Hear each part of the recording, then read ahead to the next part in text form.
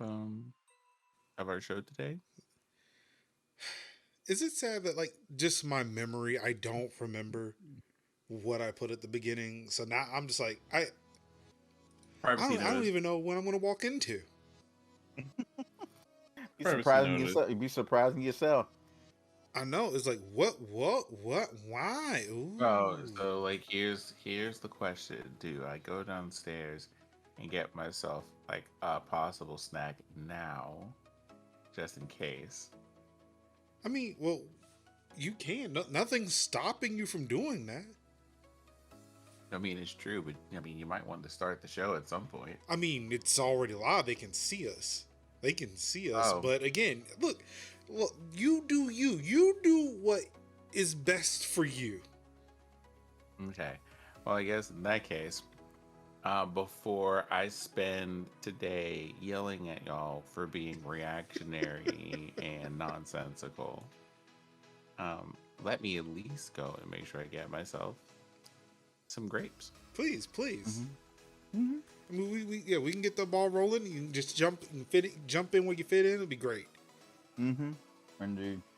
But while he's going to do that, welcome, ladies and gentlemen, to another episode of Tech Talk Thursdays for July 8th, 2021. I am one of your hosts, Marcus Major Linux Summers. And of course, I'm joined this week and every week by the man who is dreaming so high, he's in the clouds.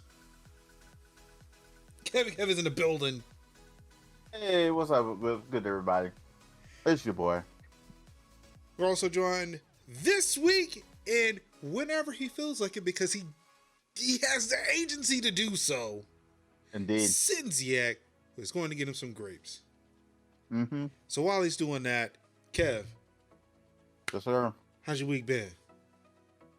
Well, I think y'all know.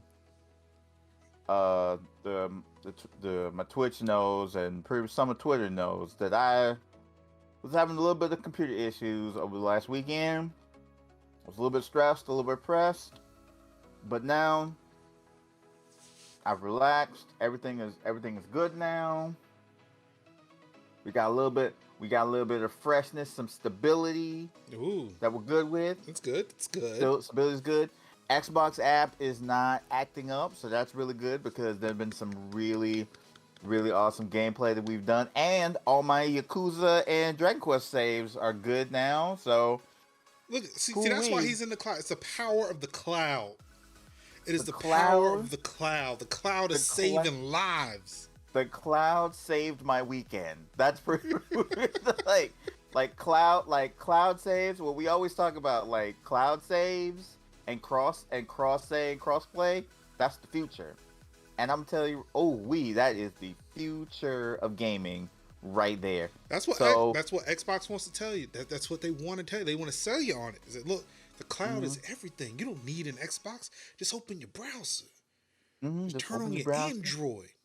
Turn your Android. Don't even worry about a console. Open this app and just let it happen. And I'm like, oh, I was so glad because I was like, yo, that's 20 hours of gameplay not to lose, and then a possible 12 with Yakuza. Man, I mean, woo. But when I tell you to see them saves kick back on, and I was like, okay, great. And the playthrough with no fear and no worry. It's good. It was a good day. And no doubt in his mind. No doubt in my mind. Weathered the storm on Wednesday. We were good. Everything was great. Oh, it was a good time. Good time. That's fun, Kevin. And then sometime tomorrow we'll be playing Monster Hunter Stories on PC, not Switch.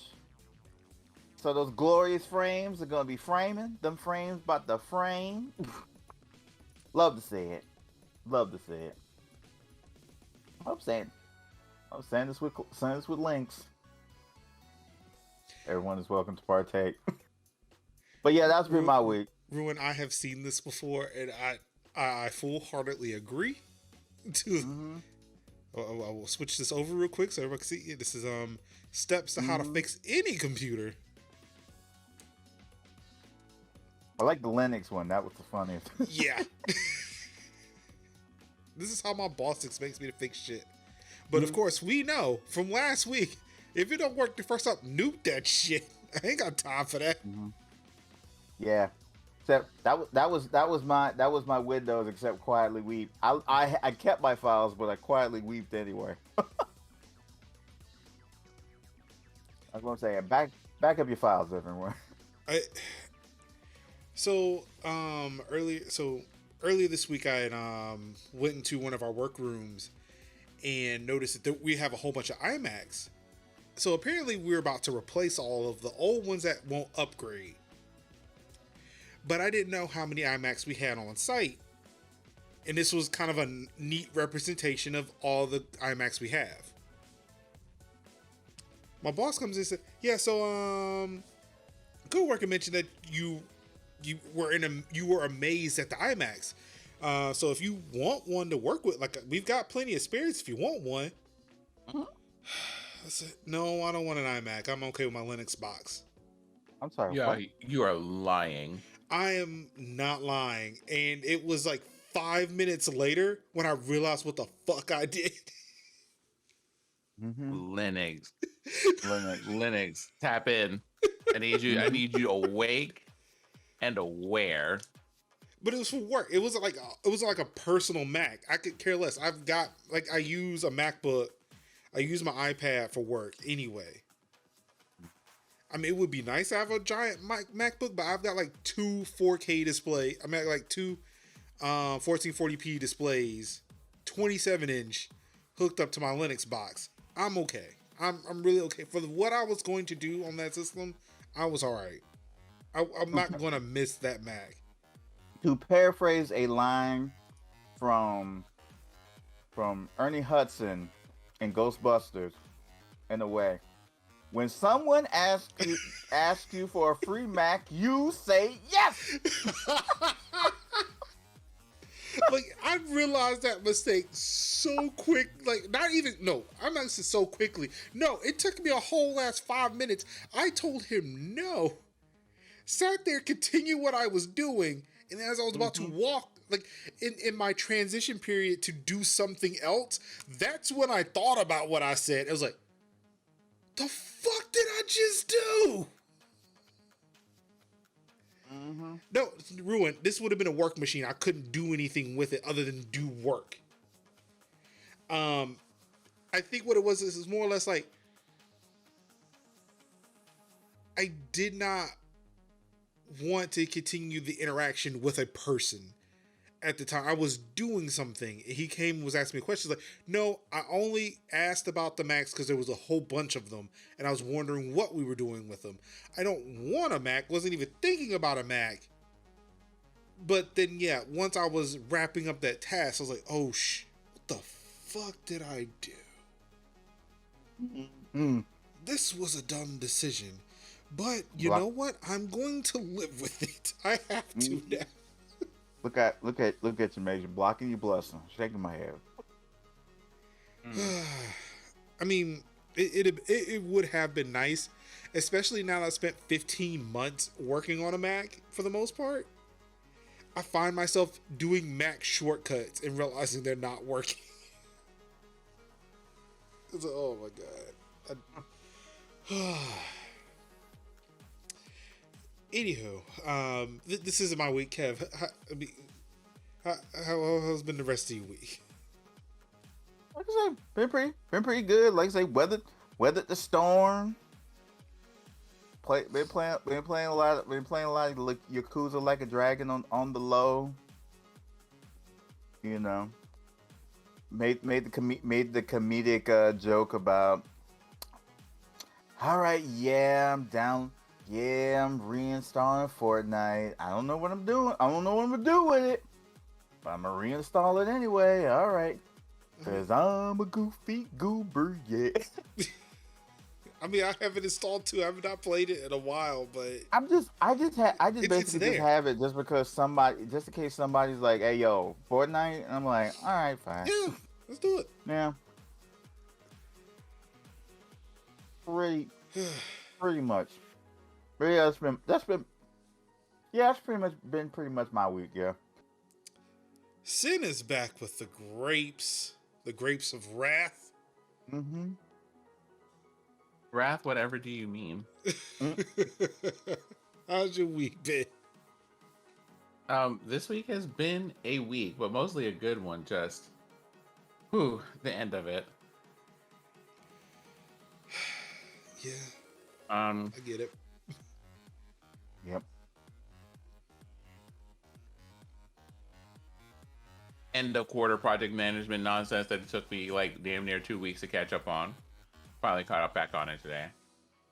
Good. Off screen, I have a bag that says on the bag that these are red, seedless grapes. I take it you're pulling grapes out. I need to point this out. The bag is lying. It appears he has secured the wrong bag. Mm-hmm. The bag says upon it, these are seedless. The grapes have decided otherwise. Mm-hmm. The grapes. If The these are grapes these grapes, then every single grape that I've eaten out of this bag so far is a surrogate parent, and I do not know how to feel about it. That's what's happening. But this week had some streaming things. We did something a little bit unusual, but it was a lot of fun. And I am looking at some things with tech news and things, and I am becoming more and more aware of our kind of responsibility to you lovely people as kind of being like a, hey, need y'all to step back from the ledge real quick. 2 big steps, big breaths. Please get some water. You know, have a beverage and some snacks because y'all are doing too much. And also for fun this week, I have piqued my interest because I know that, you know, the scary games TM are not the domain of Major Linux Incorporated. Nope. So, I also have a weakness for anniversary events and cosmetics. So I'm like, I would like to play this game, and ran aground some people, and I've spent the last couple of days just kind of playing games just to play them with other people, and it you know those moments where you're just like, ah, yes, the purity of why I play games with people in the first place. This is so nice. We're having that moment Nice. this week. Nice. It's been a wonderful time. I love those moments. And I have some things coming in the mail, so Ooh. we're looking forward to these things. I decided that I have enough of these accessories that I own to finally warrant getting my first jewelry box. And if there's anything about adulthood that is ringing true for me, it is, you know, finally learning about why people have all these things that I thought were unnecessary for the longest time. Who needs a jewelry box?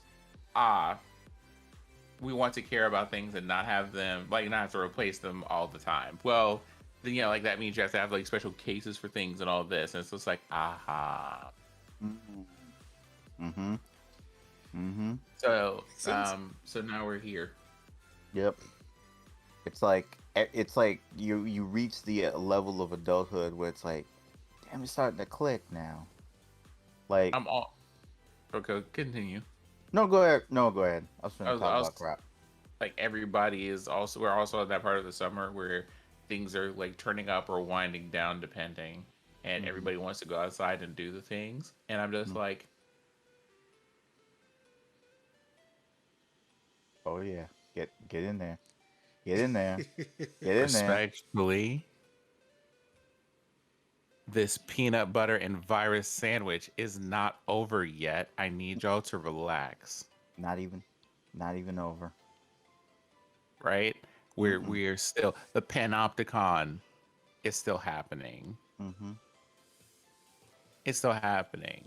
Yep. And so I was just on Twitter just like a moment ago with people kind of wondering what's happening with convention season Mm-hmm. because of like the Delta and other variants, some of which are able to just kind of go, that vaccine that you got was cute, and ignore it. And people just going, yeah, so, because we start seeing all these people are vaccinated, we're just going to like not worry about the masking requirements for people who have already been vaccinated. And it's kind of like, I do not know how loud I can possibly scream no, but the answer is absolutely not. I am about to be out here in these streets screaming like a hooked survivor in Dead by Daylight if y'all don't leave me alone. Give me like 60 feet at this point. Not even 60. And like that's only because I can't ask y'all for a whole mile. Stop. Get out of here. Yep. The one thing about the panoptes, shout out to Destiny, but the one thing about the panoptes that really has like made it really clear for me, it's like no more like random like random public events, like no more like physically just going to a place simply because it's a thing to do that day. It's like no, these people got to be special for us to get up out this house, put on masks and get ready, put Mm-hmm. on masks and get ready to go. Oh, it's my goddaughter's 6th birthday party. Of course I'm going to be there. I'm going to be masked and with my DSLR, taking a whole bunch of studio grade pictures of a 6-year-old.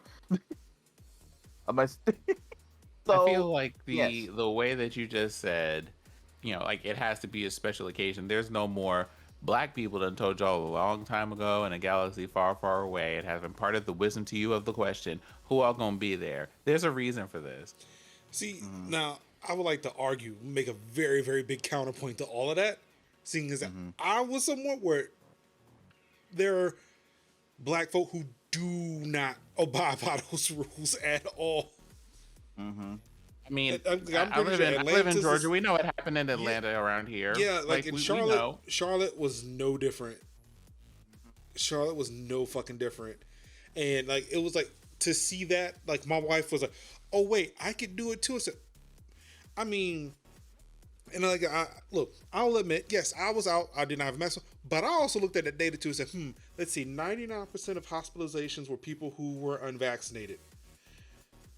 That's a, you know what? I'm about to feel like these unvaccinated, these un-COVID people from before. That's a risk I'm willing to take now. Because you mean, oh, even the J&J is more effective than you said it was before? Oh, fantastic. So, all y'all reckless folk, now, Grant, I feel very bad for those who cannot get the shot. And my Right. heart goes out to them. But it makes me feel like a superhuman to be able to go outside. Ha, all y'all unvaccinated fools out here acting like y'all can be out here with me? No, you can't. Mm-mm. Like Y'all will fall like off by the wayside. I will be like okay. I'm wearing this man. I'm not wearing this mask for me. I'm wearing this mask for y'all. And that's like for me, like Just looking at the data and looking at what they're saying with these vaccines, mm-hmm. I am no longer going to catch. I'm no longer going to die from it. I Mm-mm. am very rarely going to catch it, and I am for sure not carrying it anymore. Right. Yeah, I mean, I will wear that mask every so often, but I'm not wearing it as much. Right. Mainly because that data says like I don't have like the data far beyond after the mask mandates were lifted said Mm-hmm. that dude, you're gonna be okay. It's just everybody else who isn't. Mm-hmm. So that's kind of where I'm at right now, where I'm just like I'm gonna put this mask on when I go out to the grocery store Yeah, like and if there around. are some places Right. like but when I go Yep. to work, I don't see anybody and everybody who's on campus is vaccinated. Like Right. that's been mandated. Right. So I ain't worried It's about just. those motherfuckers. Mm-hmm. Charlotte is like, look, I had that thing in my pocket and it's like, all right, y'all don't look like y'all safe and I'll pop that shit on. Right. But It's for the like, most part, like when I was walking around and I was with my wife, who also is vaccinated, I was walking around like, as long as I wasn't in a massive gathering of people, I was fine. And I didn't wear it mainly because it was just hot as shit, and I'm walking up fucking heels. I ain't trying to But die. I mean, there's just a lot of, like, for me, it's more of the only time I end up going out to most places is in places that there are also Right. a lot of people. So it's just kind of like, all right, we're putting this Yeah. in the Yeah. pocket. For me, Charlotte was difficult. Charlotte was difficult because of right, that, because right. everybody was there for 4th of July. Mm-hmm. But yeah, I outside, am so like now that sorry. I'm back home, I needed to get out the house. My wife has been begging me to go on vacation. Listen, I'm gonna be 100% with you on whatever is going. Like the year that which we've had, and the fact that we had this vaccine and we all vaccinated. If you decided you wanted to go to Vegas, and I mean literally have a second honeymoon, I wasn't gonna say nothing in no way about whatever, because hey, and if I decided that I want to go to New York and whatever, and have a hot Hot Kev nerd summer. blurts, yeah, hot Kev summer. There you go. That works. Have a hot Kev summer. The doggone it, that's what we finna do. But because like I'm saying, like the fact of the matter is, as long as you safe, and you vaccinated, and we all like doing what we got to do to get what we need to get done, it is what it is, because we've had a wild 2020 and a Yeah, wild year and a it's half. that thing of like, I felt like I had to convince myself at a certain point, like, look, I deserve this. Yeah, Well, I you mean, did. and some of it, mind you, right, is I'm not talking about like you going to the store, you going to the mall, you going to the park or anything like that. I'm talking about, or at least in the thing that I kind of originally brought up was like, so I'm gonna get on a plane and go to a place that like thousands of That people are seems going to be like gathering for things, and that's just Pat like a very specifically, that seems reckless as Yeah, shit. like Just that's no. like that's a like very we not that's a we very different like thing. there Like is no con that I'm gonna be a part of like until at least possible 2023. Like that's not you even happening. like you going on vacation to a degree, because remember I also went on one, is Mm-hmm. like about you and the people that you're going to be with, Mm-hmm. which mostly Mm-hmm. being as safe as possible Mm-hmm. versus hey, like me intentionally putting myself in an environment to be at another place with thousands of people and them just being like, I mean, you could wear them or not wear them depending. It's just like, oh girl, no. Mm-hmm. We ain't talking about Like Rolling Loud. We ain't if talking I'm about taking Coachella. nah, No. if I'm out here taking risks, those are calculated risks that I choose for myself. And this is not no. Right. Yeah, for me, a crowd of any size feels like it's too much. So Right. that's But like, like I look, said, I took the trip. I feel great. Was able to really take my car for a distance. yeah. Like, yeah, I'm done. I'm good. I'm good now. Right. I'm ready to be in here for another 15, 16 months. Not It's do like anything. I'm back. I'm refreshed. Wait, not you driving all the way out to wherever you are on vacation. It's being like, deep outside, like deep breath with this outside air without a mask on. Well, that felt nice. Okay, let's go home. I wish, I wish it was that. This is like I got things to Nature. tinker with and games to play, and I'm trying to leave. I'm trying to go. Mm-hmm. Just So like was that what you said? Yeah, because unfortunately, it rolled into me. Yeah. So, like I said, last weekend went out to Charlotte with the missus. Celebrated our 8th anniversary. oh. That was fun. Really had a good time. Yeah, playing around with a whole bunch of iOS 15 and iPad OS 15. Would it said Mac OS, but no, the Omni Hotel on top of charging me 200 or charging us $200 a night.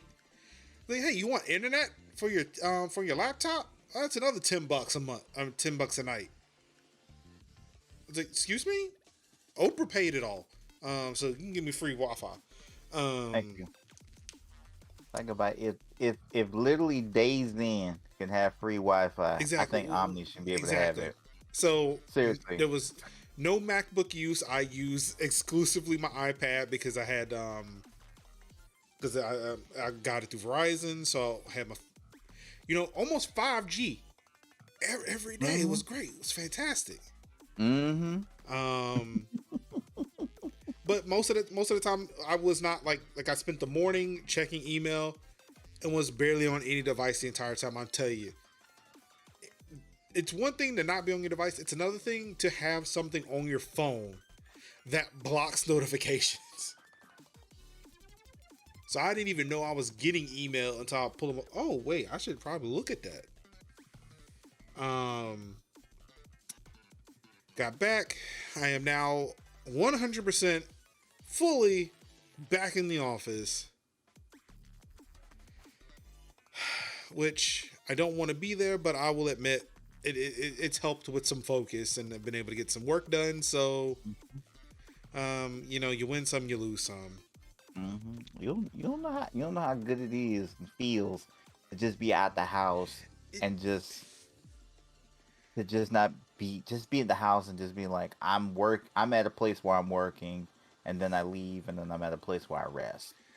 I like that separation. It's a thing. So I mean, I've kind of had some of that. I've had some of that while I've been here. I've got two different rooms. Like, I'm afraid now, like, man, I won't be able to ever use my office ever again because I'm not here at home. But the one thing that gets me, and it hit me on the way home as I was getting in my car today, somebody kind of pulled up behind my car and was asking me about parking spaces. Now, I've been at that job for about a year and a half, but I've only been in the office for 4 months. And to me, at that moment, it felt like I am now just continuing on where I was 4 months ago. I feel like I've only been at this job for 4 months. Right. I don't know how parking works. I don't know. I still don't know where half the shit is. You got to go and check in. You got to remember, like, the security guard's name. Like, what was his name? Was it Ralph or was it Fred? I don't know. The pass. Where's the decal? Where do I put that? It's really it's been really fucking weird to try to get back into that groove of where I was 15 months ago. Yeah. Only to realize that, wait, 15 months ago, I was so fucking new here. I still don't know what the hell is going on. So yeah, it's been weird, but slowly kind of getting back into it. Of course, missing my chance to get a Mac like an idiot. Let's see, Ruin and asked, where is it? Where'd it go? Oh, the print nightmare stuff. So for my job, they did some mitigation for print nightmare. And then obviously the Windows update came out for it. I don't know much about it because, again, I'm on the Linux side of things, but I know they did something, and then Windows or Microsoft did something. So there's now a thing. Apparently, like, we did get one ticket in where somebody saw on CNN that Windows patched the vulnerability and then asked, hey, how do I update my computer? So I thought that was kind of funny. Also, on a non-tech related thing, I think I do not know how to get into a car. As far as, like, getting in and out of a car, I feel like I'm doing it wrong. Okay, what's the process? Like, for me, like, all right, so growing up, we've always had like minivans. So I've always stepped into a vehicle. But I felt like with sedans, especially because I started just driving sedans, I feel like I'm like falling into it. Like I am letting gravity get me into a car. Right. Which isn't an issue until somebody points it out. And it really didn't become an issue until today or tonight when I was going to get something to eat. I had the bag of food in my left hand, and like I've got a pain in my left arm. Mm-hmm. and I did the gravity fall with the bag, and my arm overextended because I was trying not to knock the bag and knock the stuff out of it, and end up like just sitting in the parking lot of a Zaxby's, just holding my shoulder because I felt like it was about my arm was about to fall. Oof. So yeah, like it was a thing of I'm driving home. So I don't think I know how to get in and out of a car. I now want to just watch YouTube videos of people getting in and out of cars to figure out, all right, what am I doing wrong? What are they doing right? Right. There has to be a right way to do this. I've always found as Trying somebody to that find had car entrance and exit techniques. Yeah, yeah. like there want to be a pro at getting in and out of a car. I've always found the technique of the lean in before you sit, the lean in and ease, where it's like you lean into the car to put your stuff down, and then you pull back, and then you ease one side of your leg into the car, and then slowly pull the other one back in. Yeah, it's just That way, when you kind of lean in, you don't have you're not having all of your stuff with you as you go into the car. and that's the weird thing too. Is like I don't, and I guess because of the fact that we've been home for so much, it's not like I haven't been driving my car, but it's a thing of like I feel like now I'm getting so conscious as to what the fuck do I do with these things that are in my hands, especially now that I've been picking up food from places. Like, what do I do with it? Like, do I just throw it across? Like, what am I like? It's been freaking me out. I don't know what it is I need to do, but there are things I will probably be doing this weekend because I know I need to check the weather. I actually want to take photos of the new car and actually maybe shoot a couple of videos with it, which I said I was going to do last weekend, but nope. I did the whole ass vacation thing. I said, fuck it.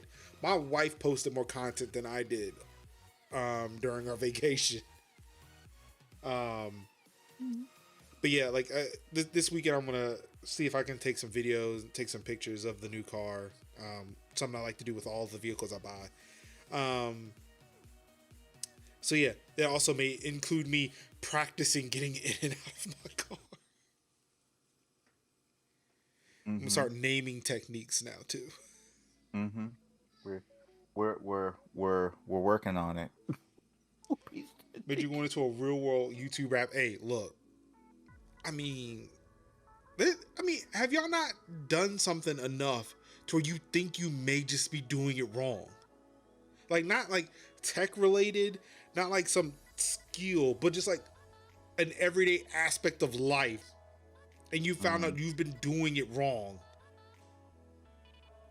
I can't be the only one who just feels self-conscious about that. No. Thank you, Adata. Appreciate it. We'll figure this out. You got this, Major. Yes. Double thumbs up. All right. All right. Let's get off. Let's get away from that. Let's move on to some tech news because I can tell you the first. Now that I see what the first one. Yes, I remember. This is where I broke my vacation silence to comment on it.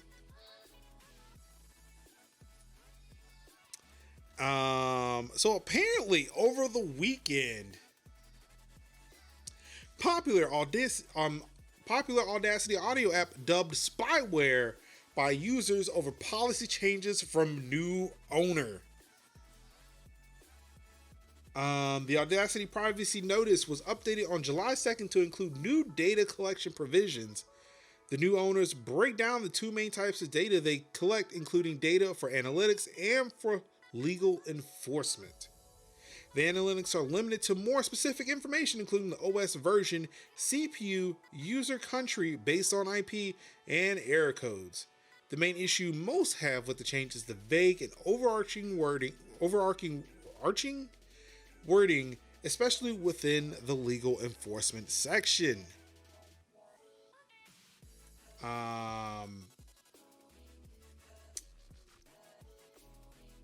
And worked in theory, I believe. I'm not sure if there's one of the developers. I'm not sure who this individual is, but they made a post in GitHub for Audacity kind of further expounding upon what these changes mean. Let's see, there's one part in here. So the additional data. We do not collect any additional data beyond the points listed above for any purpose, compliance with law enforcement. We will not collect or provide any information other than data described above with any government entity or law enforcement agency. And they will not, and the data is not shared upon an agency request. We will do so only if compelled by a court of law in a jurisdiction we serve. After 24 hours, the IP address being collected is irretrievably lost. And they do say that they work within the GDPR, but a lot of people have pointed out that apparently they are violating some open source licensing agreements.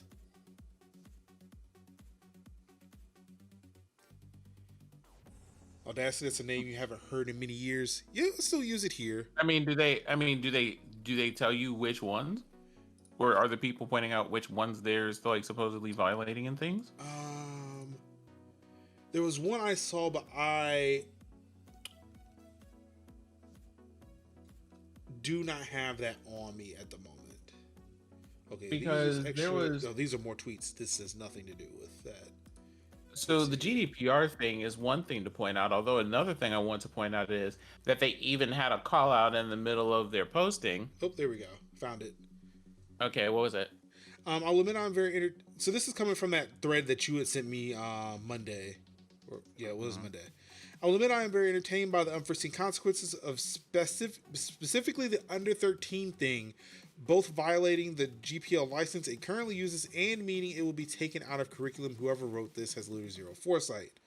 So apparently there is... so apparently included with the new privacy policy, or with the new terms of service, that you cannot use this if you are under the age of 13. Which is against the GPL, or the new public, or the GNU public license. Oh, okay. Like, if that's one of those things where it's kind of like, oh my goodness, this is a major egregious violation. Oh, y'all, please stop with that. Like, seriously, that?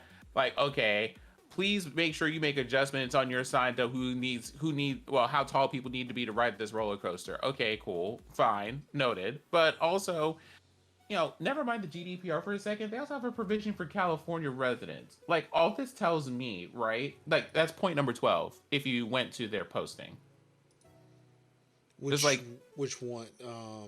On the AudacityTeam.org website, it's point number 12 on the privacy notice update for July the 2nd, and it's kind of like, so all this tells me is all this stuff that they're putting in here is kind of like, oh, this is normal, this is common, and the way that y'all jumped all the way across the River Thames and the Mediterranean Sea to just go, this is spyware specifically. Child, listen, I'm gonna need y'all to don't. Right? I am probably one of the first. It was about 2 episodes ago that Major had to be like, hey, Sin, that ledger on, I need you to go ahead and step back from that. Come back here. You're being a little bit alarmist about things, and it's important not to be, not to give misinformation. Is important in times like these when everybody's on edge for like every bit of reason, and the more reliant we become on technology, the more important this stuff is. Like, these people said, hey, about what we're collecting, your OS, the IP you have, the OS you're on, the CPU information, non-fatal errors, crash reports, and data necessary for law enforcement, and then provisos for the GDPR, and people who live in California, or like, on a per state basis, the California version of GDPR, which you got, and it's kind of like, okay, oh my God, this is spyware. Child, listen, things that you are also providing. I'm just gonna read random things, and we're gonna play a game of, let's figure out what service this is from. Ooh. Information that we may collect as you use our services. Your apps, browsers, devices, activity including Videos you watch, views and interactions you have with content and ads, purchase activities, people with whom you communicate or share content, activity on third-party sites and apps that use our services, Oh, that's Facebook. your history, especially if you have synced it through your email account. Mm-hmm. Yeah, Steam kind of does the whole Or same that thing And with or that could be the whole Google now. CPU and information. terms you search for. Oh, damn, that's Google. Damn. Mm-hmm. Correct. Yep. Here, let's do another one real quick. Information that people may decide to collect. Your name, voice, image, username, email address, postal mailing address, telephone number, credit card number, billing information when you register for our services, anything you upload, purchase, view, or download, Google. sweepstakes information. Um, Okay, now that sounds like Facebook. Yes, there. It's Cookies some and Facebook, a alphabet little cookies. split Google. Let me see. We got cookies. We got uh, hold on. Games or services that you use, social media networks that you have approved access to.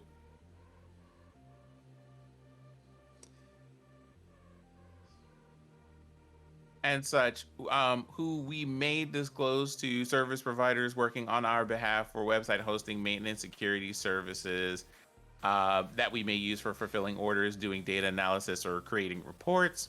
Well, it sounds like Amazon there. This is on twitch.tv. Mm-hmm. Damn. See, it was sweepstakes that was throwing me off. Yeah. Or account information, device information, contact information, payment information, transaction information, fraud prevention, and usage data. And I will go ahead and put this in here. Account details, email address, registered devices, account status, age, data from your device that could be identified, like serial numbers, browser types, and so on. Name, like some email Steam address, on that physical one. address, phone number, other contact information, billing information, bank details, credit, debit, or other payment card information. That sounds like Facebook. I'm just gonna say Facebook for all of them. A device trust score. Oh, What I the definitely fuck? get. I'm getting some whiffs of Steam for a second. I'm A like, device trust score. Yep. device trust score. How often you use our services, app launches within services, browsing history, search history, product interaction, crash data, performance, and diagnostics. Hmm. This sounds Firefox? This like one is going to be the dead. This sounds like a Like wait a second. Is this Windows? data related to the health Gotta be status of an Windows. individual. Apple? Fitbit. Apple. All of this is Apple. I'm just y'all listen. Respectfully, y'all said this is spyware and they said we are collecting 5 points So okay, of data. okay. You're right. You're right. It's not a lot. I think the issues people are having is the fact that what was an offline application suddenly became online. Mm. I think that's where this issue is, and the fact that okay, wait, I didn't need to be online to collect this data. Granted, you still technically don't have to be online to use the app, so it's not like there's DRM involved.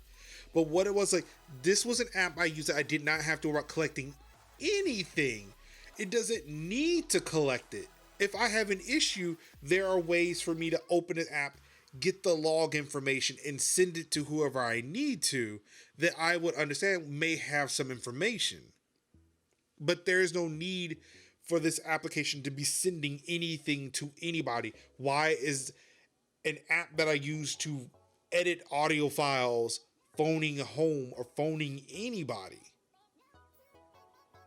So sure, like it may be a bit of hyperbole to say spyware, but it's still rooted in that legitimate fear of this app did not do this. Why do you need it now? And I'm guessing I don't like my only understanding for this is Well, it's one of those. I have to wonder if there was like some kind of legal compliance reason that they did this, like, or what have you, because I don't know what made them want to go, we're putting this in cloud storage, if anything. Yeah, Like, like what that. would you want Yeah, to do that like for? like.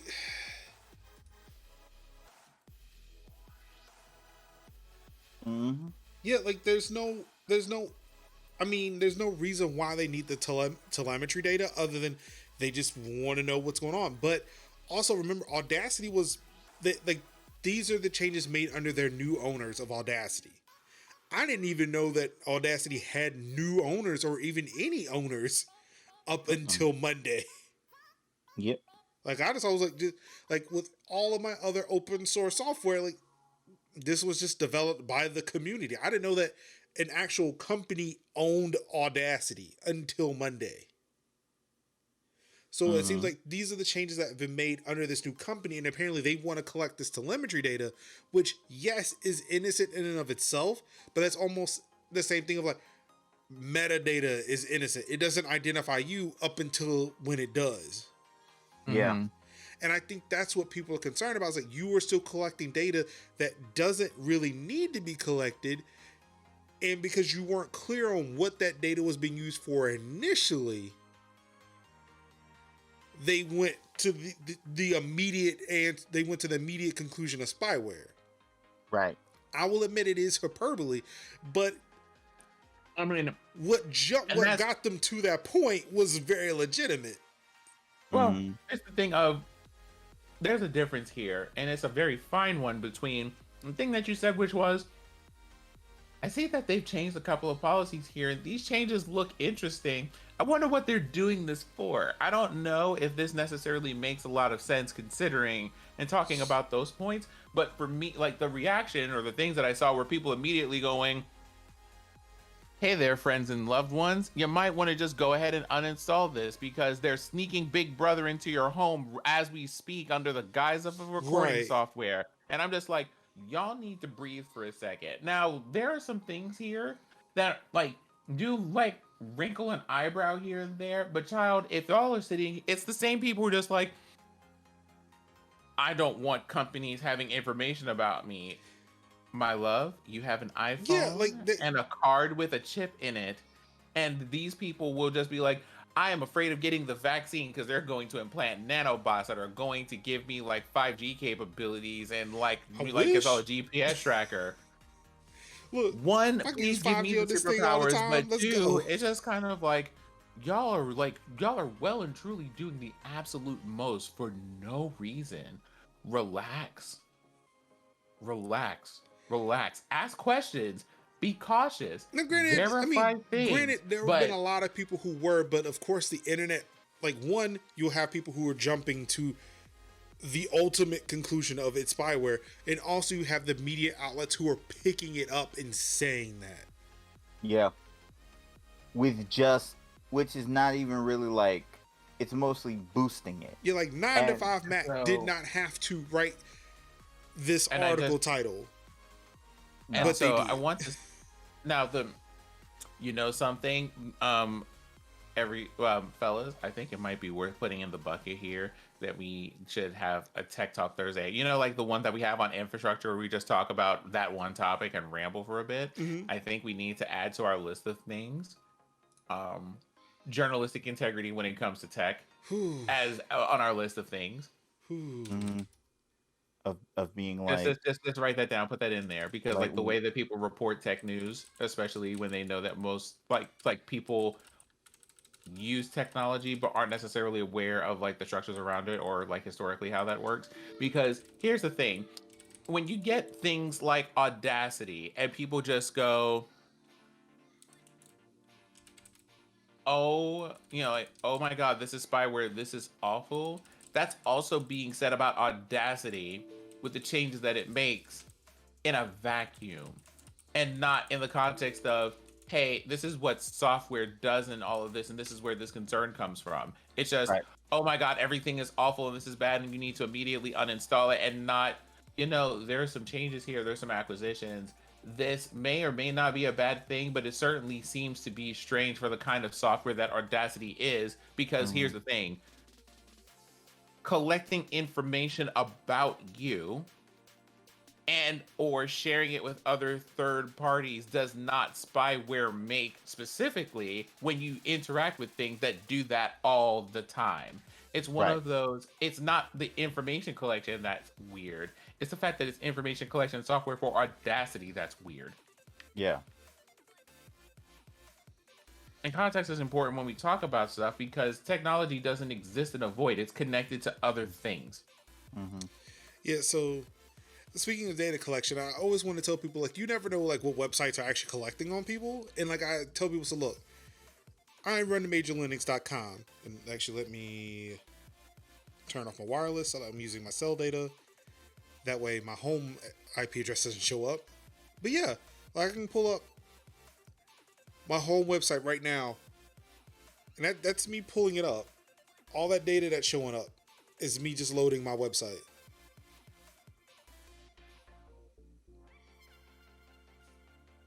That was just all from my iPhone just now, over 5G, which, you know, powered by my vaccine. No, let me stop. So yeah, like, just even basic data like that is being collected, and like that's the thing. Like, I understand. I think what it's the thing of, again, just for this, like, just from a tech standpoint, like, we can talk about journalistic integrity all day. Yeah. But from a tech standpoint, it's a thing of where an app that did not need to collect it, it was not collecting it, all of a sudden decided they wanted to. It's like, yeah, that ain't right.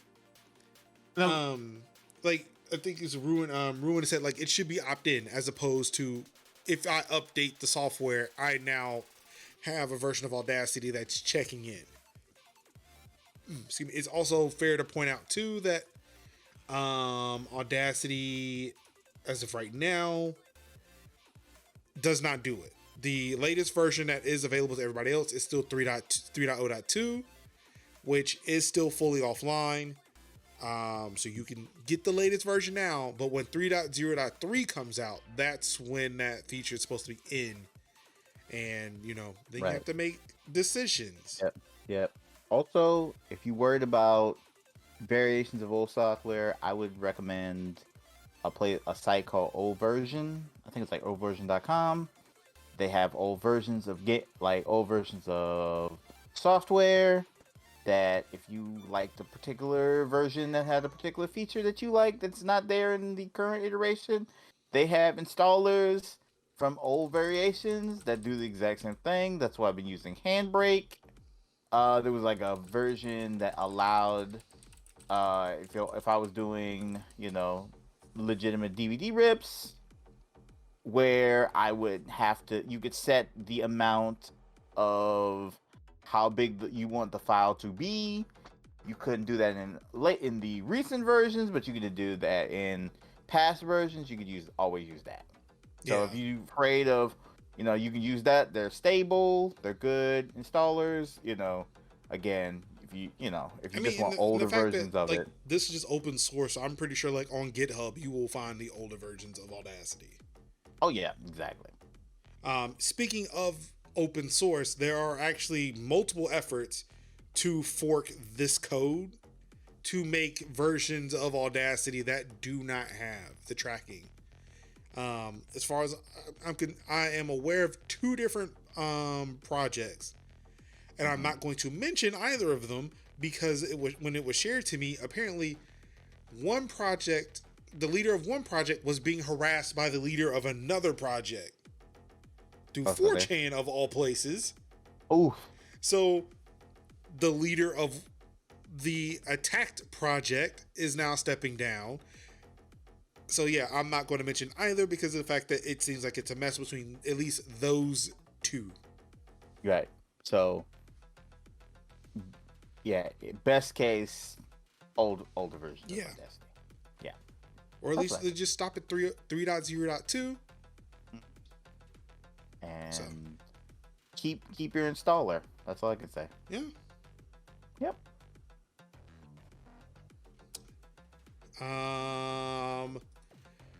Next up, there was one of these before, but I want to say we were on a June hiatus when this came out. But there's another one. Another access point name has been discovered that can disable your iPhone's ability to use Wi-Fi. Apparently, it is. Oh, I clicked on what I thought was text, but it was actually a link, or actually an image. It is this right here. If you see an SSID that has that, do not click it. Don't do it. Please, for the love of God, do not do it. Apparently what it's doing is actually like just destroying, it is crashing the network stack of an iPhone.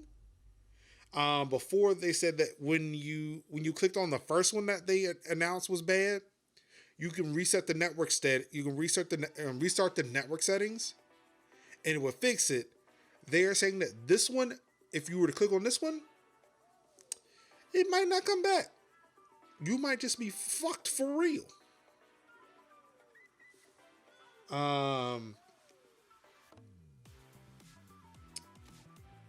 Let's see. What does it take out? Yeah, so it just takes out your Wi-Fi related features like AirDrop, all that shit. So yeah, let's not do that. I consider trolling ruin. Stop. No, don't do that. It's not nice. But having to do a full reset is too much. Look, I will do a full reset on the phone any day of the week. Like, it's fine, it's whatever, but normally for me, because I'm running betas, it's very hard to it's hard to full reset a phone when all you're running are betas, which means your backups never work.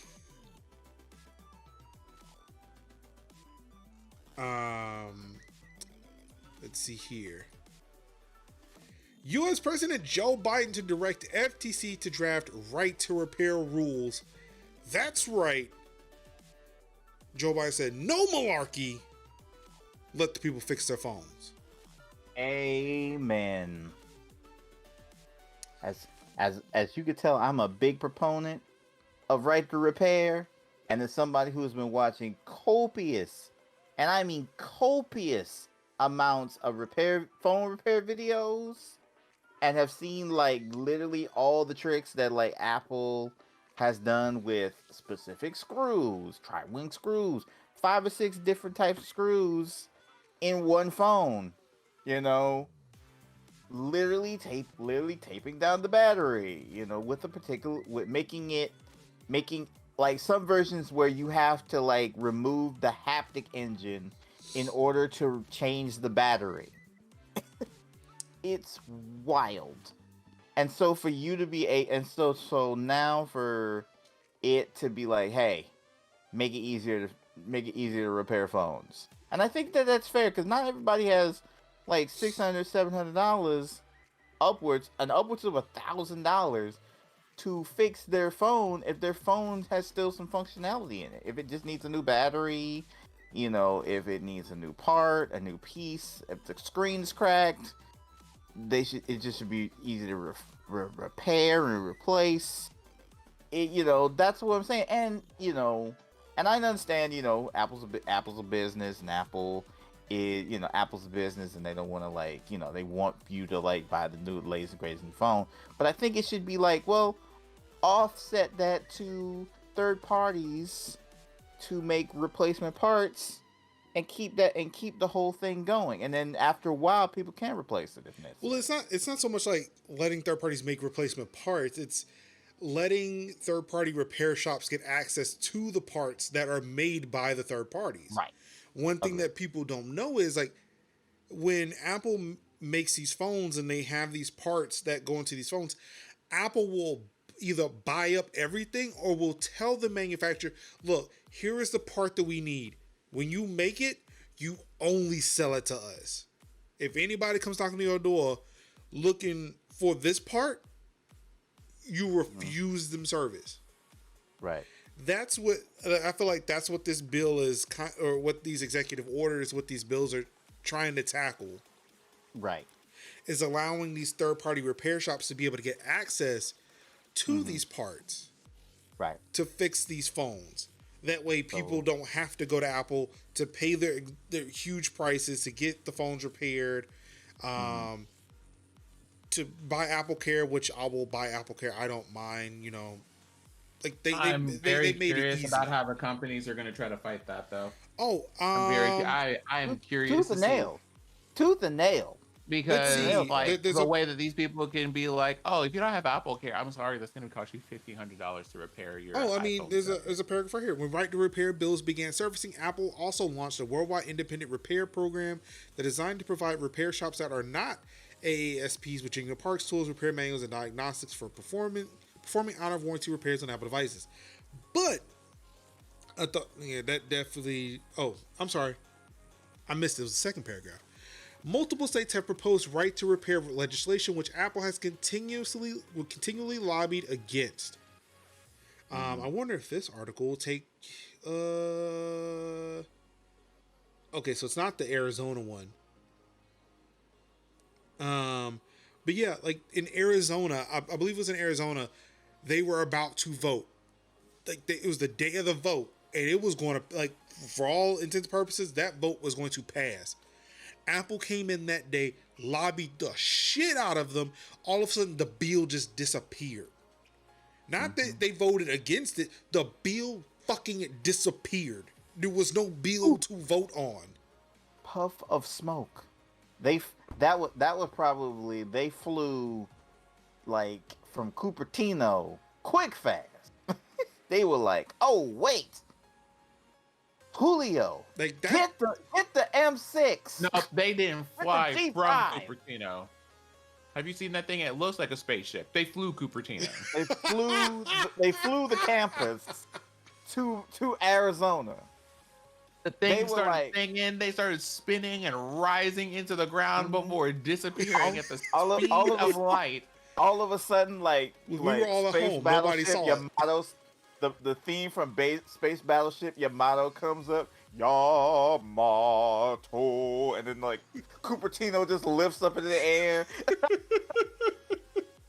Like freaking SDF-1 from Robotech, like.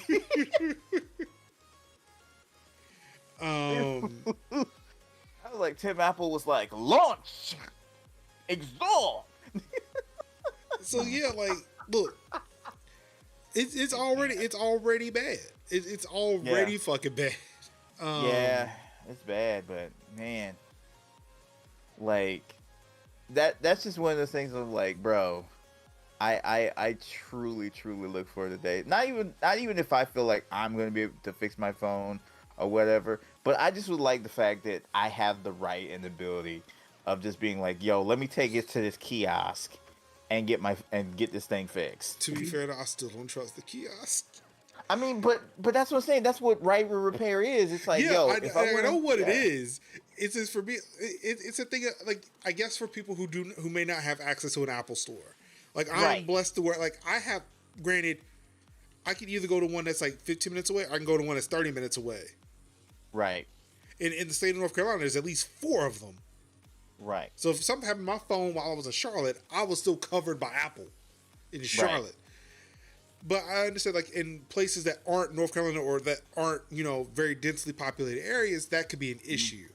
Right. But I know for me personally, again, speaking from my experience, from my privilege, yeah, I'm not taking my phone to a fucking kiosk. Fuck that.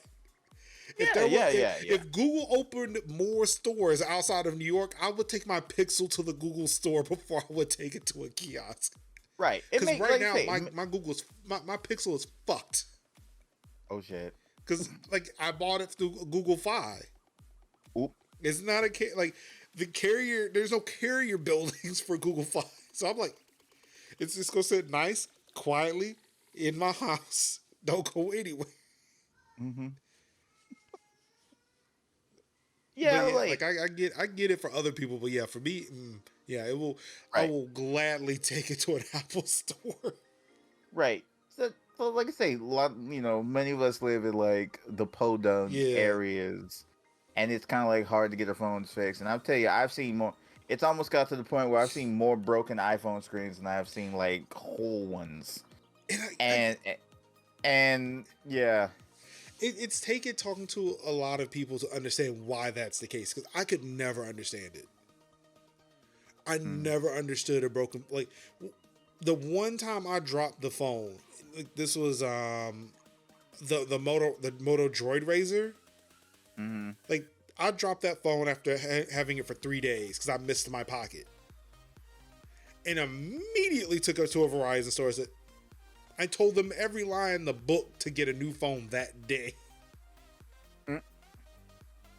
Like, I'm not living with a cracked screen. I can't. It just it bothers me so much. Like, I have an iPhone 6 that's sitting behind me that has a cracked screen, and I got it for like a week before the lockdown. So, like, I had plans to get that phone screen fixed, Right. like within that month. And it was like, yeah, no, nobody's going anywhere. So sit your ass down. Well, what am I gonna do with this broken iPhone? The screen, it's cracked. All the shit. What am I gonna do? I've learned to live with it, but it still haunts me to this day. It's still whispering behind me. Fix me. You know what? When I do, you know, with my phones, I always, whenever I bought a phone, I'd always put it in like my freaking like Mark 7 Iron Man suit of cases, you know, with the screen, with the built-in screen protector and everything in it. Where the phone was like almost like twice as big as the case, made it like twice as big of a phone. And I'm this like, phone has a screen protector, but I feel the screen protector is there to keep the glass in place. right. It was not Like, to protect the screen. It was to keep it there. To hold it together. This case is pretty much like this is like Pepper's suit. It's like so slim. Oh, it's so slim and form fitting. You know, it's lovely. It's what was it, Rescue? Yeah, that. And it's like, it's so slim and so easy and fits in my pocket so great. But the old iPhone, I like when I had the 4S and had those OtterBox cases. Those things were. Oh my god, yes, those things. I cannot stand OtterBoxes. It's like, it's too much. They were the Moto of cases. They were like, I like them big. I like them so bad. And I was like, I do not understand why people will put their phones in OtterBoxes. I do not like. For you know exactly protection. why they did. You know exactly why they did. I mean, The reason why they. You know, it's the same reason that they got like those life protection things where they dip your phone in whatever this like polymer was. You could throw that thing basically into a volcano and nothing would happen to it. Did you forget about that era? I've never heard about the polymer thing, but like, so, like they had a service that they used, like they would dip your phone into like cover like almost every single surface in this like polymer that made your phone practically indestructible. What in the? I'm gonna need you to send me a link to that. I'm not saying I don't believe you, but I don't believe you. I don't believe you. I find it hard to believe. Hold on, let me go find it. And it's a thing now where I get like, look, phones are costing upwards of like $1,200. Like, you can buy phones now for almost $2,000. And if you want to put it in I would say if you want to put it in an OtterBox, but the ones that cost $2,000 they fold. So what's the point? But then like phones are still like $500. So it's like, it seems wildly disproportionate now because those people who are putting them in OtterBoxes at $500 are putting them in these fucking Totally cases, which is just like a thin layer of plastic. I wish I remember what I did with my Totally case. It is a thin piece of plastic that just goes over the phone. Right. And I dropped it once. Luckily, the phone is okay, but that case did not survive. It is like, the case didn't make it. Like, this is the worst. It's Who like would want this? It's like a bad bulletproof vest. I'm like, that's not what you need. Like, that's not. It's like just a harder D brand skin at this point. Like, it's just the skin. Why would I want this?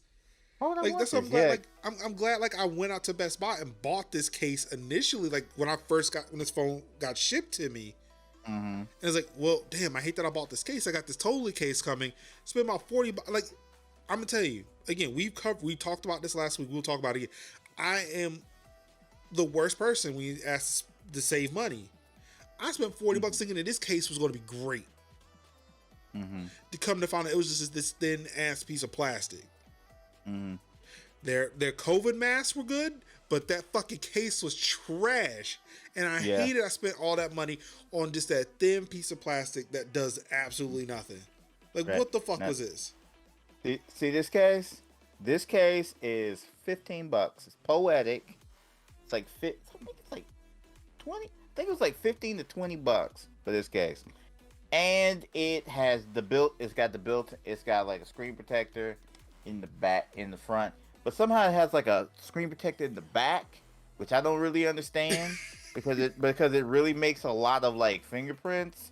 And it's like I have to clean the front and the back, and I'm like that doesn't help me at all. It triggers me. Yeah, like my go-to case brand is Speaking. Mm-hmm. I do like their cases. So like both my iPhone and my Pixel 4a are in Speaking cases, which are fantastic. Yep, I have a poetic one for this, and I have a poetic one for my mom's iPad, which I definitely know that one works because my mom dropped her iPad, and it was like, and all I heard was like, "Oh God!" And I looked up, it was like, "Mom, is everything all right? I dropped my iPad." It's like, "Is it good?" "Yeah, it's good." I was like, "Well, that's $20 saved, $20 investment." Yeah, all the iPads here, except for my son's, he's like in some weird Chinese, just surrounded in rubber case that we can do whatever he wants to it. But both my wife and my iPads are like, well, she has a Zag case, and I've got Logitech because we have like the built-in keyboard stuff. Mm-hmm. So I guess while Sin is still looking for this polymer, I try to remember. It's just I'm finding a whole bunch of throwbacks to things like the life-proof cases, which were also acquired by OtterBox. Yep. Because I think that's a sub brand. That is like it's like the OtterBox Life Proof or some shit. OtterBox, yeah. The light-proof was like completely waterproof. It was like. But see, now you don't need that. Now you don't need that. Like with these new phones, like they are, like while like we were sitting poolside over the weekend, I said, "See, these iPhones are so good. I could drop it in this pool and it'd be okay." And I picked my phone up. No, I didn't do it. One, we were sitting at 8 feet of water, so I'm like, if I did that, I know the phone would be okay, but I would never be able to retrieve it. So that was the only reason why I didn't do it. But I did hold my phone over the water bottle and said, "No, don't you do that." I said, I'm not trying to die. Are you crazy? But yeah, so again, Joe Biden's putting his no malarkey spin on the right to repair. So hopefully we'll hear something back on that soon. Good deal. I wonder if this is going to, like this is mostly conjecture at this point. But you know what? I would be curious to know if this leads to like a line of legislation that forces them to have to make regulation pieces and parts for things. Like Philip screws for stuff. Well, if it's if it's like making the parts available, I imagine like they'd have to make those tools available too, right?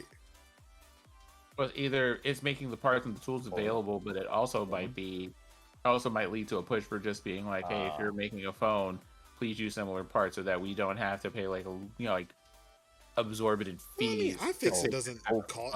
iFixit tools don't cost that much though. Old friends, those tools are. I was going to say those tools are available. Yeah, as much as I've seen those videos, I'm like, as much as I've seen that man break down a new iPhone, those tools, they exist. I'm like, you broke down the 12? Oh, there we go. Store. Look, fix kits. Like, look, you can fix an iPhone, a Mac, Android. when I tell you the amount of times I've literally had to talk myself out of buying an iFixit toolkit. I don't need it. I I don't have need it. two. I've got two at the house.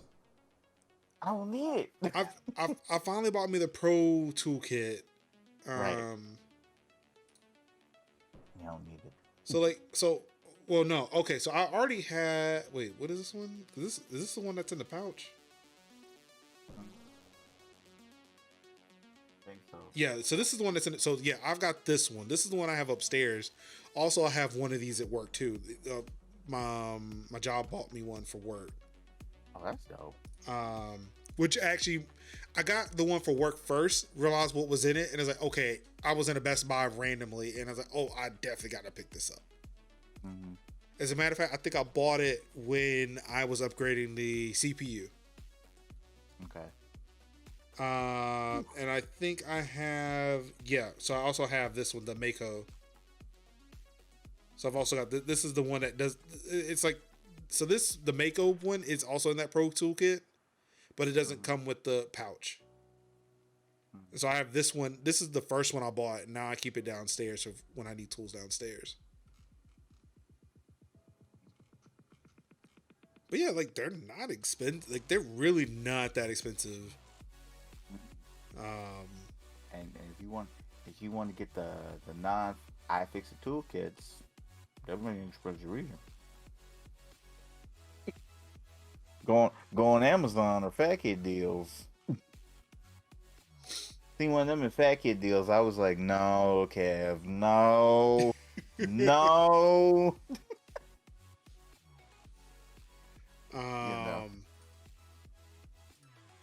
So we got some hacker related stories to talk about today. Oh, hackers?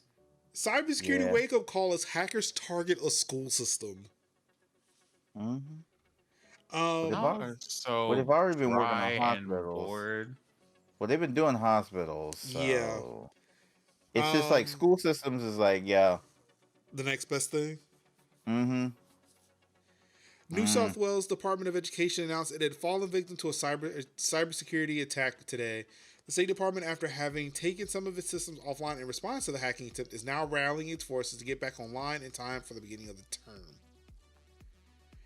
The timing of the attack couldn't have been worse, as Georgina Harrison, the NSW Education Secretary, said in a statement, quote, creates considerable challenges for staff as we prepare for the start of term 3, unquote. Or end quote, excuse me. The hope is that working together with Cybersecurity NSW will mean normal access should resume swiftly before everything starts back up. Just why? Why? For the hockey sticks of it. I don't get it. Not one bit. Not one bit do I understand. Now, this is where I give you the anecdote before I give you more poison. Okay. It's time for some gaming news, and boy, do we got a doozy today. Ooh, when I tell you. Now, I hate it that somebody did this, but I'm going to do it here. The Switch Pro was announced, but it's not the Switch Pro you were looking for. No, it wasn't.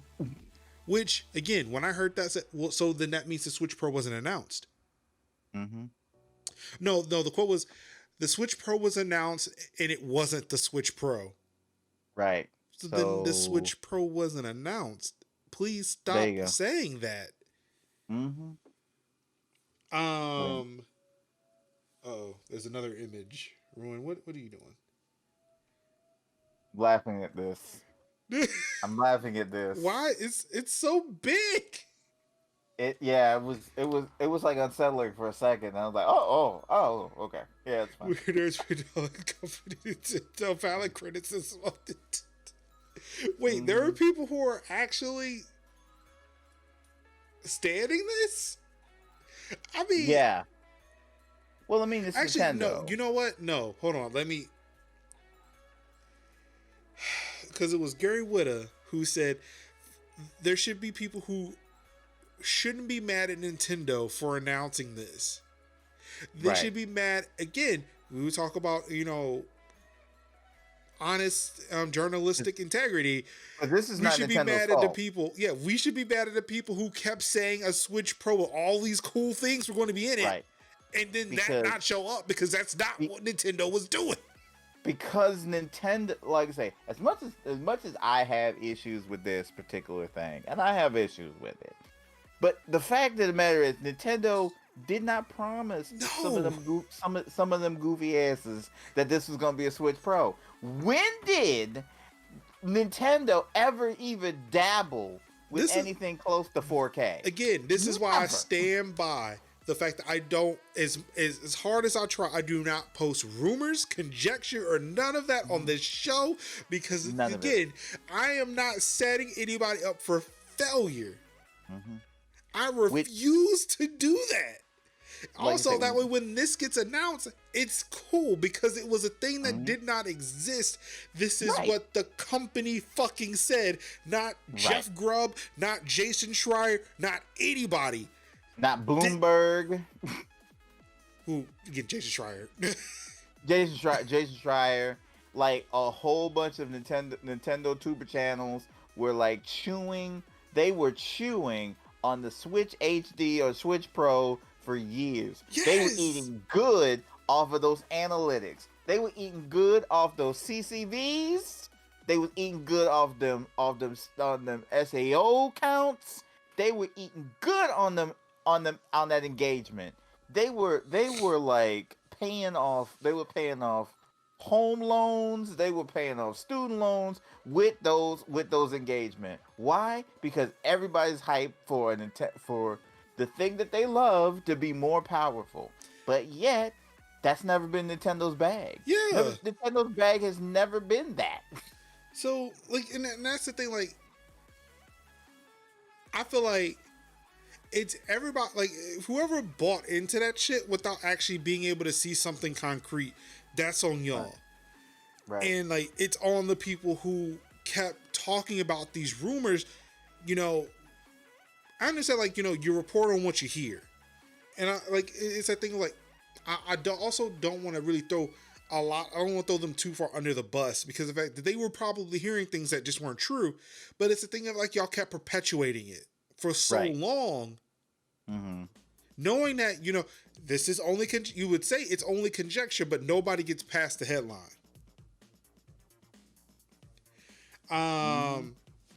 So, like, I'm not mad at Nintendo. I'm not mad at this Switch. I think it's pretty cool. Like, an OLED screen is dope, regardless of what. Like, I love OLED. Because with the current level of the current Switch it has these like black bezels. As somebody who's got my Switch up, if you can see, it has these black bezels right here. Up a little bit. Up a little bit. Yeah. Right there. So it's got these ugly black bezels here, right up around here, and then the screen is somewhere here. But the OLED is just like there's no more of these black bars here. Right. So a lot of this is screen, which is awesome. So yeah, let's get into the specs of it. So this is Nintendo. So officially, it is the Nintendo Switch OLED or OLED. That surprisingly, there was a debate on how to say OLED. So whatever there. OLED.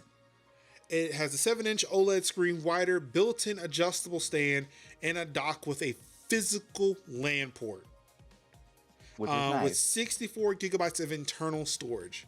That is the only thing internally that's different about the Switch. Excuse me. Outside of that, nothing's changed. Did you say the kickstand and better audio? I did not say better audio, but I did say the kickstand. Okay. Yeah. Better audio. It was further along in that paragraph. I stopped at, hey, it has 64 gigabytes storage, but that's about it. But that's the only thing that, like, the screen, the kickstand, the internal storage, the audio, only things that have changed. Everything else in this thing is the exact same. The processor, the GPU, the battery, think. Even the fucking Joy-Cons. Joy-Cons are the same. The Joy-Cons are the same. Mm-hmm. So let's see here. I'm looking. I was gonna get a Pro from the get-go. This new model isn't even a consideration. I would like. I thought about it. But I was like, I don't need it. No. Because Well, I it think didn't this bump is- up the resolution. No, It feels like the difference between Persona 5 and Persona 5R. Yeah. right. It's a light refresh. The one thing that had me sold on it though, and hear me out, it's the white and black. It's the Oreo look to it. Mm-hmm. It's like a creamy white with that black, and it's like, okay, you know what? Mm-hmm. Man, that thing looks sexy. Mm-hmm. I'm kind of feeling how this thing looks. Mm-hmm. That dock looks really good. Mm-hmm. But what really makes me happy? The Nintendo Switch OLED's new dock can be purchased separately. So your boy's getting the dock. He's getting the dock. He's getting the dock. Yeah, I was thinking about that dock too. I'm like, might cop the dock. Might. If you play mostly on TV mode, this isn't a major upgrade. It's not unless you get that dock, and then it becomes the best fucking upgrade. Right. So of course, so the dock that does have the built-in HD, not HDMI, but Ethernet port, and also the dock does have additional USB ports, from what I understand. Mm-hmm. It will be sold separately, but only through Nintendo. It will not be sold through third parties, so you can't just go into a Best Buy and pick up the new dock, which seems like a bummer. Yeah. But I imagine as time goes on, this will be the dock that they sell. They will they'll sell out of the old docks and we'll replace them with the new ones, but maybe not until like 2022. Again, this is our speculation. Speculation. I do not know. I have heard it from nobody. You can count this as a Negrodamus if you want. Right. But we don't know. Do not go write fucking articles. Whoever is listening and writes an article, don't do it. Don't tweet that shit. Yeah. Don't say Major Linux said that docks will be in stores in 2022, because I will fucking hunt you down. So don't you put that on me, Ricky Bobby. Don't you put that evil on me, Ricky Bobby. Don't you do it. Damn it, Ruin. Living up to your name, Ruination.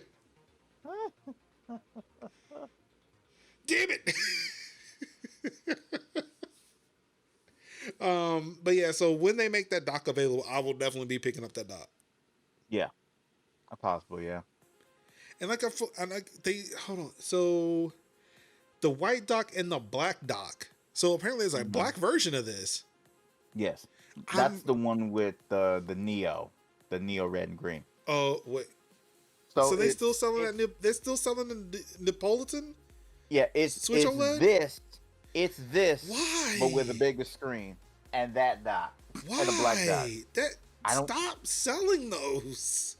I mean, I kind of like mine because it was the word. Look, when I saw, I can just get solid black or charcoal. Give me that one. That just seems too colorful, too busy. It seems too busy for me. Yeah. But now I'm really thinking, should I get the special white Switch dock? Should I get the white one?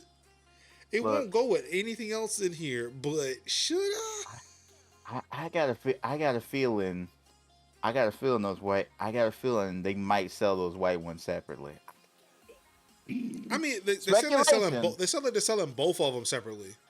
Yeah. So I would just be like, yo, just get the dock and the Joy-Cons. For what? Why would I get the Joy-Cons? They're not any different. I'm just saying, get the white ones if you want the white. Oh, I see what you're saying. If I want Yeah. to make my old Switch look like the Switch Pro, okay, Yeah, got you. that's what I'm saying, bro. Got you. I'm here now. I'm here. I got you. Got you. Oh, crying. I'm thinking. I see the vision. I see the vision. But see, what's going to tell on me is my little rinky dink little kickstand. It comes out like. It's gonna be like. Oh. Not this. Oh man! But yes, the new Switch, the Switch OLED will be available. What was it? October 8th for $350. So it's a thing of like a tree fitty.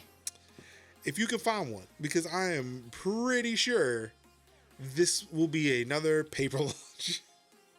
Yeah, it's gonna be a paper launch. Because you know how hard it is to find how hard it is to find Switches. Like I hope, anyway, you know the thing I hope, and I say this knowing that it will probably happen. I hope that they don't start fucking buying up all the Switch docs. oh, that's what I'm thinking. So too. That's the only thing I want. That's the only thing I want. I just want the Switch dock. I don't care about the Switch. I just and want then the try dock. to flip and then try to flip Yep. them on eBay. I would be Yep. knock on wood, but man. Well, from what I understand too, like, so for those who even don't want to spend on it, I think that you can use a USB dongle for Ethernet on the Switch dock. I do not quote me on that. I don't know. You can. Okay, you can. Yeah, I haven't Yeah, tried it. It would Ethernet seem is like out there. Yeah. it would seem like that would have been something I'd have done by now, but it hasn't. Yeah, that's the next purchase for me. Okay, so look, Ruin, Kev already y'all already got me. Thank you so much, keeping me honest. But yeah, like one, you think I'd have done it, I have it, and it's not like I really use my Switch that much to really care. Granted, I did pick up Mario Golf. I do need to start playing that. Mm-hmm. Yeah. When are we playing Animal Crossing again, though? Ooh. I gotta clean up the island. We'll discuss when Anka gets back. Yeah. She's got the compound. Yeah, she's got the compound. Yeah.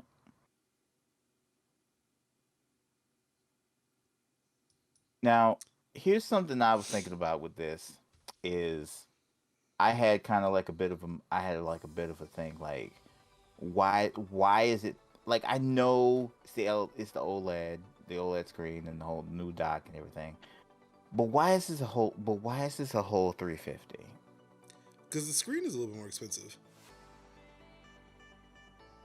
The OLED is like, I mean, for the energy efficiency of an OLED compared to an LCD, yeah, you gotta pay a little bit more. Also, y'all need to tell me if this is true or not, but wasn't there some like nonsense or controversy about this possibly being leaked and some other things because of Gamers TM? What do you mean?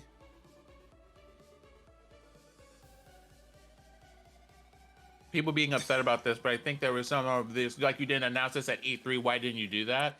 The reason why, so that way Nintendo could dominate a fucking cycle. Mm-hmm. Exactly. Why would I announce this when everybody else is talking about video games? When I could just wait till a random fucking day in July where there is no news, just drop a video, say, oh look, this thing is happening, and everybody's talking about it for days. Videos, optics, engagement, all that stuff. Because like I say, I was gonna say E3 was not the end all be all. It's like, yeah, we could drop a few projects to make sure we have something for them and people, but if we want to like really razzle dazzle you, we can easily just drop it on a regular day. And what was so awesome about that is people were like, yo, it's like, oh, what are these games that they're playing? Oh wait, that's the new it's like, oh wait, that's the new Pokemon game that's coming out this fall. That Brilliant Diamond and whatever Pearl, the new Diamond and Pearl remake. Oh cool. Oh, what is that? That doesn't look like Splat 2. Oh my god, that's Splat 3 gameplay. So it was also like showing off a little like few quick seconds of gameplay from other trailers. So people were like, I feel like the Splatoon thing is rumored. I still think it was Splatoon 2. No, that's Splatoon. No, that's Splatoon 3. They announced Because the that? new what? Yeah, they announced it. Damn. Yeah, all right. I don't follow Nintendo. I will defer to you then. Yeah, they announced I will it. shut the fuck up and will defer to you. Yeah, they announced it because the splatware, because of the whole like how you launch into your maps, and then the splat with the new weapon with the bow, and it's like a bow splatter Oh. with yeah. So Yeah, that's see, that's I a wouldn't definite even notice. move. I don't know what's in Splatoon, Splatoon 2, Splatoon 3. I don't know. Yeah. Like, even looking at the So Pokemon, I said, oh, I thought that was a Pokemon game that was already out. right, So I'm like, yeah. I thought it was like let's go, but then I remembered I remembered the outfits, and I was like, wait a minute, that's Gen 3. I mean, it Oh, would make sense, too, that they would show the new not Gen 3, games but to kind of highlight the OLED, because those games will probably use better colors to showcase that stuff. right, especially Now, the splat. here's the thing. Do you think they Mhm. did this at random and didn't announce stuff to just be like, well, when we have a news cycle with two, we're not gonna have you out here telling people what we want to tell them before we're ready to? Yeah. Yeah. Mm-hmm. I've not watched Loki, but I've seen people I've seen a couple of memes about the TVA Yeah. kind of fucking up the Switch announcement. So I know enough about Loki to understand that one. It's like, okay, I see what y'all did there. Timeline. Reset the timeline. So, new Nintendo Switch, the OLED, coming out in October, $350. But of course, you can pick up the dock. It's like 60. Look, they're selling the current one now for 60. So there's no pricing on what this dock will. There's no pricing for this dock right now. But Mm-hmm. I imagine it'll be. Actually, you know what? If it's the one with the Ethernet port, I imagine it'll be a little bit more. They're gonna put that Nintendo tax on that.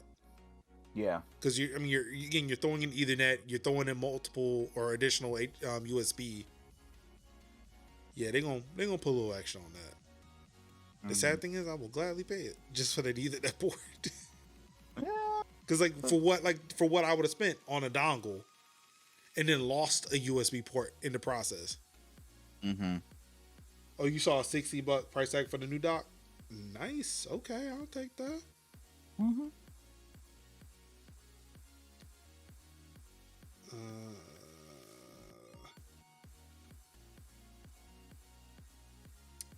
So yeah, that's the Nintendo Switch OLED. Hey, the PSP store has been discontinued. You can no longer download things on the PSP. Yep. But PSP games will live on the PlayStation 3 and Vita. So, Mm-hmm. yeah, if you still got some PSP games you want to play, still playing on a PS3, on a Vita, if you got any of those. Kev does. I do. I've got the PS3. I do. I have PS3, but I got to breathe life into it. Yeah, I still need to install I want to try to find the biggest laptop hard drive I can. Mm-hmm. Because what I want to do, I don't even know how many PS3 games I have digitally. But Mm-hmm. what I want to do is download all of my PS3 games to my PS3. Mm-hmm. Or like download anything I can to the PS3 to the PS3. Right. Because I'm pretty sure I've got some PSP and I've got some Vita stuff that can probably sit on. Wait, can the PS3 play Vita games? I don't think it can it? No. Can't do it. That's fucked. Yeah. I think I gotta. My Vita has to be in here too. I have a feeling my Vita is somewhere in this house. Mm-hmm. I should probably do something with that. And Yeah. seeing that there are conversion cards where I can buy a cheap micro SD card. I might do something with that too. Mm-hmm. But I very seriously I have that many PSP games to download, or PS Vita games to download. Mm-hmm. Ruin, from what I understand, that PlayStation TV I sent Kev a couple of weeks ago is a collector's item. Yeah. Apparently, just before I sent it to Kev, I posted a picture of it on Twitter, and people were like, yeah, people were paying like hundreds of dollars for that. I was like, Well, maybe Kev can make money after he's done with it because I don't care. And I popped it in a box and sent it. I'd be like, you know what? I'm never selling it. I told him, I said, "Yo, look, this will be a fucking heirloom, and I will tell my grandkids about the awesomeness thing that Major did. Like, yes, Major, he did me a solid 40 years ago, and it's been good, and we've been good ever since." Yeah. Well, I just had fired up Suikoden 2, and I was like, right. I'm legit glad you were enjoying that because like Yeah. it was funny. Like you asked me about it. Like, yeah, I just had my hands on that. Yeah, that dude, you can have it. I didn't know. I didn't I think was anybody like, cared about that thing anymore. yeah. I'm like, oh yeah. It's like I appreciate you and thank you for it. I'm still gonna try like my damnness to like fix my PlayStation 3. Like, even if I gotta like go and like roll the dice on this part that I found on Amazon, but I think that's really it. I really think that's it. But if I can't, then I'm not just gonna have to find somebody out of town to fix it or something. I can't not have it anymore because it's been so good. Well, from sad news Mm-hmm. to some bad news. Yeah. Remember the humble stuff that was always in the news and with the charities and stuff like that. Yeah. Humble struck again. Oh. Humble Bundle will start capping charitable donations again, despite backlash earlier this year. Oof. Hey, why don't wait. Now, before we get into that, right? Why don't we have those, a little bit of review, right? What was the kerfuffle about previously? Back in April, Humble Bundle removed the sliders that let buyers determine how much money from their purchases went to a publisher, a charity, and Humble themselves, effectively capping the amount you could give to charity at 15%.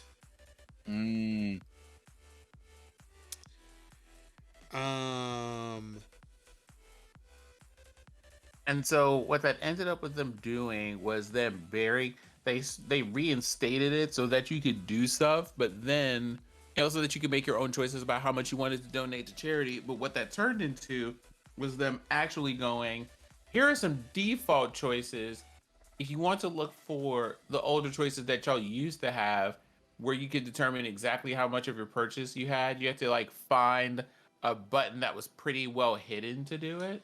Oh no, that's changed. It's since changed again. No. Like, this is the thing. I'm trying to like inform people of the evolution of how this happened. Okay. So there was a thing where you used to just be able to say, I want to spend this much money. This much goes to Humble. This much goes to this charitable organization.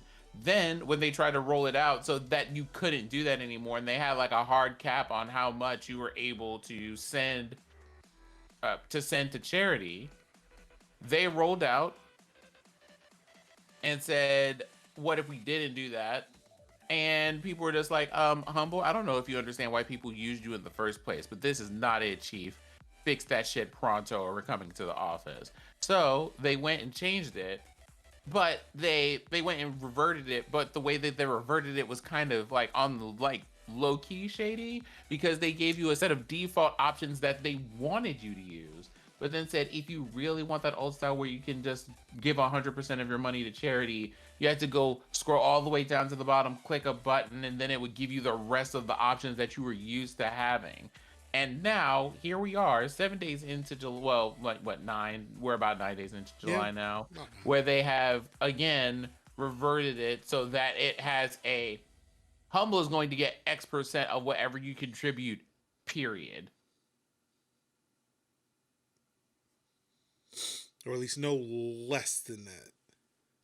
You can give them more if you want. And like, I'm just like, what is this? Isn't it like 15 to 30 off the rip from what I'm reading here? Yep. And it's just like,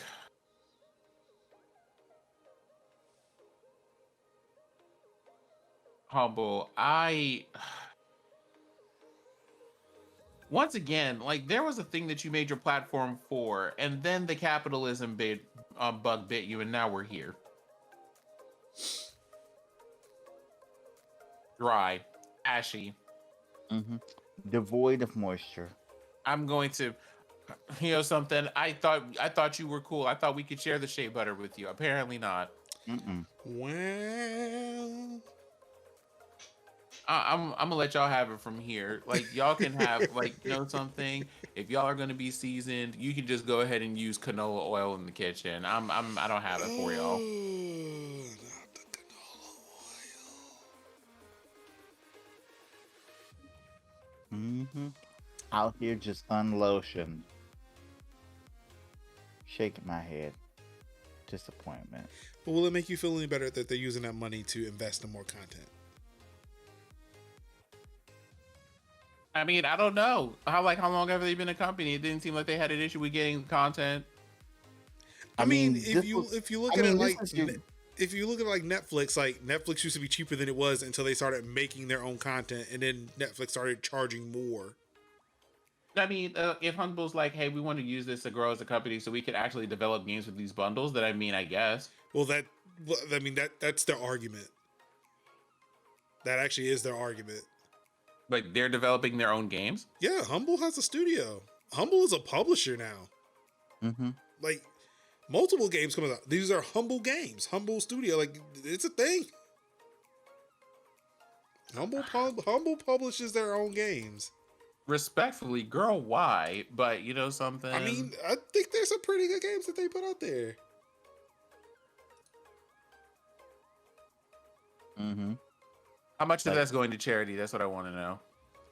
That I couldn't tell you.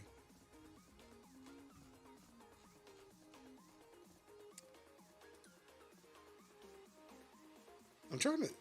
I wish it was like a way I could look and see who, like which one like which is a Humble game and which isn't, like,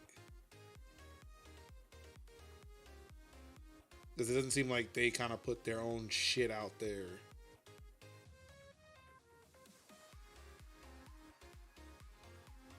Yeah.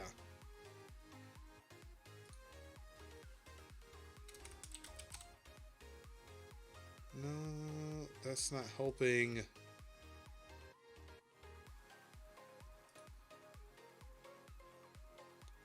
They're publishing Humble. Oh, Humble Games. That's their publishing arm. So yeah, they put out Wild Heart. They got some games out here. Like Wild at Heart. That's one I've heard of. Unsighted. I've been seeing some people talk about. One Step from Eden. I've seen some people talk about. Tim is a Humble Games. The PC Pokemon. mm. Void Okay. Bastards. Forger.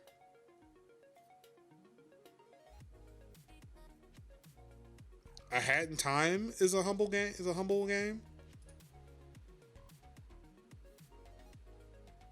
So that they've put out games that people have played and have been critical successes. Well, I mean, I guess that's the other thing too. If this is, Trying to transparency is key. buy something here. There we go. Transparency is key. It's one of those. If you want to charge more for things, then do that. But there's something to be said about, hey, even if you wanted to go, the things that our studio makes, we're going to keep X% of that. Y'all can do like 100% charities if you want to on games that our studio doesn't make. But for the ones that we do, we're going to take like a certain cut of that or whatever markup or whatever. But I feel like there's ways to communicate that if you're trying to be a studio or a publisher, that you can just go like, hey, here's what we're trying to do. And I think that people would get. So I don't see a slider for. So I'm looking at the Wild at Heart, which is one of theirs. I don't see a slider for it. Like it seems like it gave $250, which is about 10% of the 10% of the cost of the game, to charity. It didn't say what charity. It just says to charity through like the PayPal giving fund or whatever the thing is. So I'm gonna click a bundle. I'm gonna see what that looks like. Did they used to have a selector for that? So okay, so looking at the bundle page, it looks different than me buying a game just from them.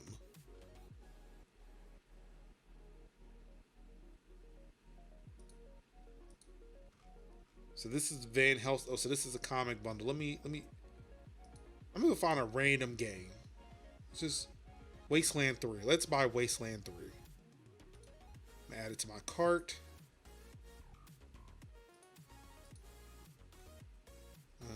I want to get rid of Father's Heart. So apparently buying a game from the store does not really give you the slider?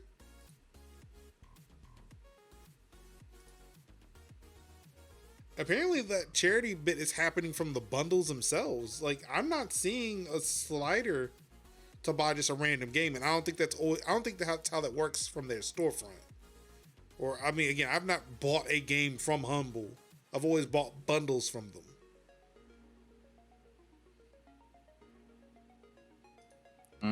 So, I'm not sure what changed, how that changed, because I've never bought an individual game from them. Like, I've been a part of Humble Choice or whatever the subscription service was, or I've been buying just random bundles where it doesn't even look like they got game bundles. Oh wait, here it is. Oh, so yeah, there are no game bundles as of right now. It's just software, comics, and books at the moment. But yeah, it seems like if you were to click on a bundle, that's how you can choose the amount you pay and how much of it goes to charity.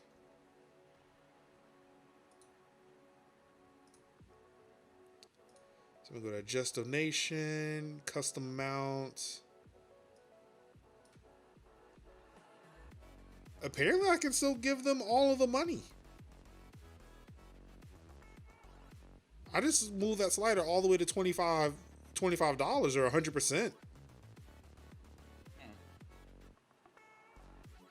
So I don't know if the changes are in effect, if they roll them back. But right now, if I were to buy all this Van Helsing comics at $25, it's all going to charity.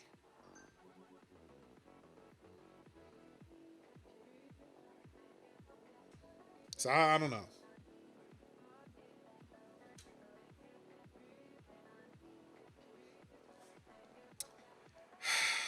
It's really confusing. It shouldn't be this confusing. Honestly, they should have left well enough alone, but I mean, I guess, Sometimes you just gotta not leave well enough alone, I guess. Yeah. So from bad news to bizarre news, if you saw a game truck being Can run... we just talk about the white van energy that this is giving me? If you saw a This game... is giving me, hey, we're sitting out here with popsicles. You sure you don't want one? This is what I'm getting. Like, I say, what's good, fellow kids? If you saw a game truck being driven around by the NYPD or the police department of your local municipality, how would you feel?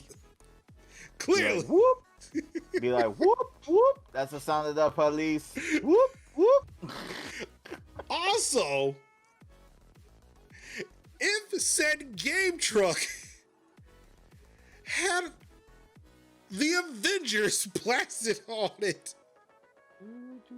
but was not playing the Avengers in the game truck. They are not playing Marvel's Avengers by Squaresoft or Square Enix in this truck. Not at all. This screams like, yeah, like the white van energy, like the hokey, ice cream truck. This like no, just no. This smacks is a bad idea to me. Like, this smacks entirely of a bad idea. You got me all the way messed up. Hi, it's Yes, me. yes. Your resident Sinziak here, right? All right. Um, First time caller, long time listener. Now, yeah, okay. Go on, caller. Did the police simply not want to have to inconvenience themselves by going out to find people to brutalize? They felt like trying to lure them in with a game truck to save on like steps for their Fitbit or what have you. Did they just feel like you're not getting cardio that day or something like that? I would like to know. Isn't half of New York underwater right now, like while we're here? Like, are we sure that these funds were best allocated to a game truck? It was NYPD? it was Have you supposed to considered it was supposed to like bolster their image. Look, it's not been a can we banner year it, for NYPD or banner anything for NYPD. it hasn't been a banner year for police, period. But you know something? I feel like that money for renting the truck and trying to lure people into it may have been better spent on like training your officers to de-escalate situations. Maybe. Also, I want to retract my statement. It is not the Avengers; it's just random Marvel superheroes. Yeah. Because there's some No, we're just X gonna Men, say there's no. a Wolverine right We're just here. gonna say the Avengers. There's a Jean But like, Grey. What I You know imagine is what? Black Panther sitting right here. Uh-uh. No, Black Panther does not need to be nowhere near the NYPD. PD. Mm-mm. hold on You for a know, moment. Um,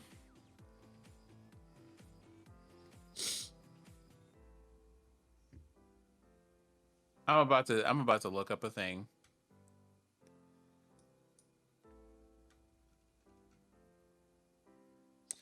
that Well, that is a let's big talk about note for me. let's talk about what's in this truck. The truck is set up with the Nintendo Switches, PS5s, and Xbox Do Series we? S's. Can I just, you know, because it's the NYPD and because there's a gaming truck, can we take like a little trip down history lane Go for a on. second? Want to step back like maybe a year or two. Would you like an article to place on screen? Because I think you might like an article to place on screen. Sure. Let me just slide this into your DMs. While I pull And that then I'm up, going to read the title. NYP detectives gave a 12-year-old boy a soda and he ended up in a DNA database. thank you, New York Times. How do I make you go away? Oh, I've reached my limit of free articles. Oh dear. Oh, but there's this option to open and tour. Don't mind if I do. First paragraph of Wait, the hold on. article I have sent Major here. Actually, no, it's not letting me open it and tour. Or is it connecting? Whatever it is, it's not letting me show the article because apparently I've read too many New York Times articles. Would you like me to print Oh, the wait, article hold on. for you? Yep, no, I think we're good. Wow, Okay. Brave actually came through. Look, there are times when being on the dark web is actually a good thing. Paragraph 1. New York City detectives questioning a boy facing a felony charge last year offered him a McDonald's soda. When the boy left, they took the straw and tested it for his DNA. Paragraph 2, although it did not match evidence found at the crime scene, his DNA was entered into the city's genetic database.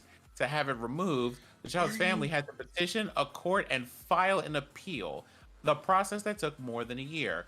Again, the boy was 12. Paragraph 3. The city's DNA database has grown by nearly 29% over the last 2 years and now has 82,473 genetic profiles, becoming a potentially potent tool for law enforcement, but one that operates with little, if any, Oversight. Paragraph 4, the New York Police Department has taken DNA samples from people convicted of crimes, as well as from people who are only arrested or sometimes simply questioned. The practice has exposed the police department to scrutiny over how the genetic material is collected and whether privacy rights are being violated, civil liberties lawyers said. Now, a fucking game truck. I've now shifted gears. I care not about this game truck. I care about DRM and fucking websites. Because even fucking Tor got blocked by the New York Times. I hate this. What is the point of putting shit on the fucking internet if I cannot see it? If you do not want me to read your website, do not put a shareable link for me to click on and then for me to not be able to read it. What in the ever-loving fuck, New York Times? But that was in 2019. Now, if there's anything I can tell you in 2021, I guarantee you they still don't have any goddamn oversight. So now you have people up in here like, no, feel free to play the games. Touch the controllers. No, it's fine.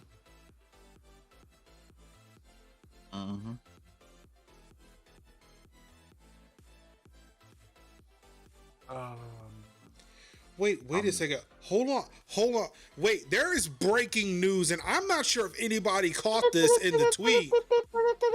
Apparently, according to Chief Jeffrey Madry of the New York Police Department Communication Affairs Department, they have their hands on a Nintendo Switch Pro in the game truck.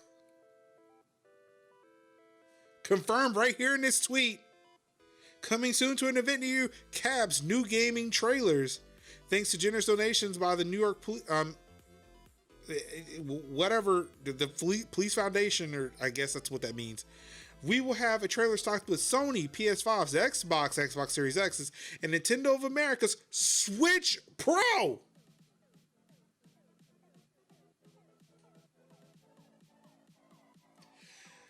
The New York Police Department has Switch Pros. Well, I mean, if they have robots, so apparently they're gonna have Switch Pros. So I'm just saying. I need people like to just. well, they have. But to bring it back to this, like, yeah, like this just it does seem like a fucking trap. They got Dynamute's like predecessor out here. Might as well. Look, even the public defender has said it. Look, piece of advice from your friendly public defender: do not get in this truck. Period. Never. They will. Oh, great! Let me go dust for all of your fingerprints. Wait. Oh, so apparently they're holding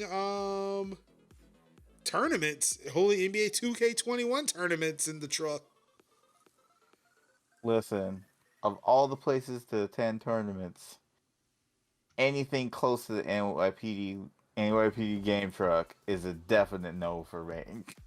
There are people who are literally trying to climb out of subways and cannot drive through water, but we're spending money on a gaming truck for them to just low-key feed a database. I have issues with this and the way that it's going. I do not like it.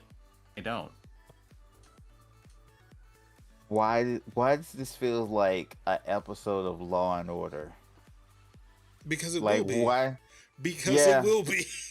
Don't. It will be. Look, I'm not talking about criminal intent or SVU. I'm talking about straight up old school Law and Order. Oh, they don't make that anymore. That's what I'm saying. That's what this feels like. It has to be SVU because that's the only one with Ice-T in it. He the only one who games on it. Yo, we got him with that Switch Pro. Got him dead to rights. dead to rights. Anywho. Oof. Y'all, any of y'all kids want a popsicle? I hate it. I hate it. And you know they go get they go get adults too. We need to. They go get fucking adults too. This summer Actually, has that could be a good been. thing.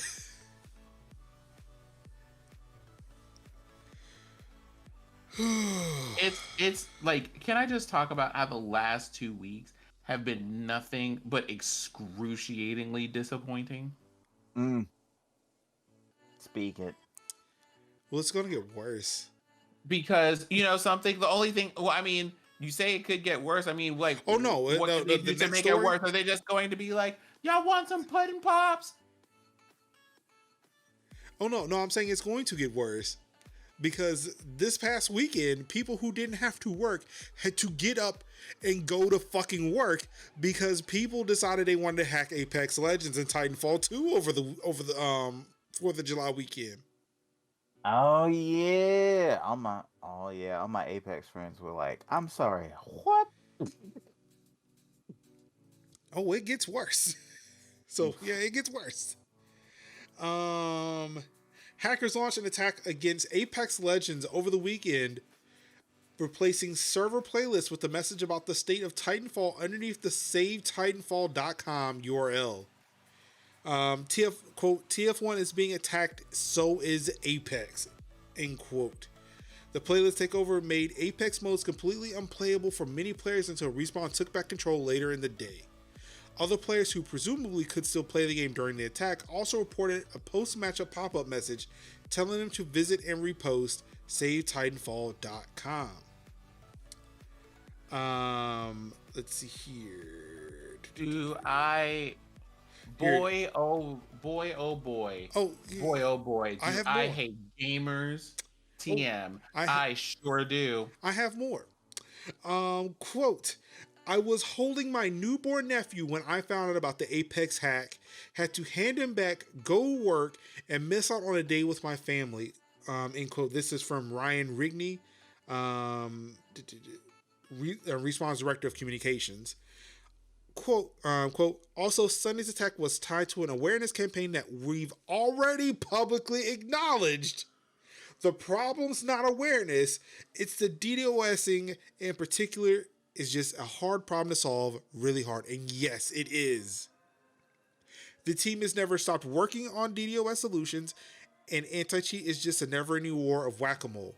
On the DDoS front, we will solve this. When we do, I promise you it won't be because hackers made us aware by ruining a holiday. They achieved nothing of value. Mm-hmm. So when I tweeted this, it's like there are people who say like, "Hey, I'm a baby ass gamer playing on baby ass baby mode," like talking about like how they play games on easy. I said, no, we should change that. You're just a person who likes to play games on easy. That's fine. You're not a baby ass gamer.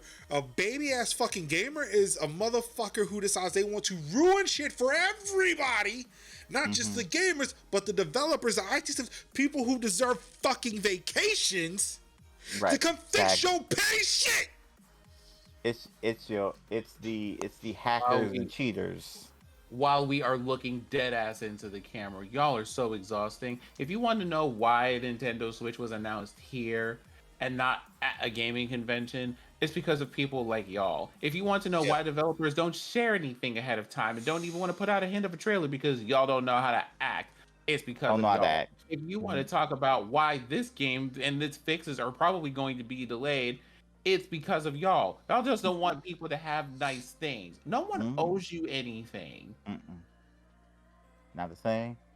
Not a crumb. Not a cookie. Not a crumb. Not a cookie. Not a morsel. Quiet as it's kept. Where is this energy for like holding your corporations accountable who are doing these things? Because you want to know what these developers are only doing what they have the time to do, and in a healthy manner that lets them have time with their families, have time to themselves, and like live and exist as actual people. And y'all act, something?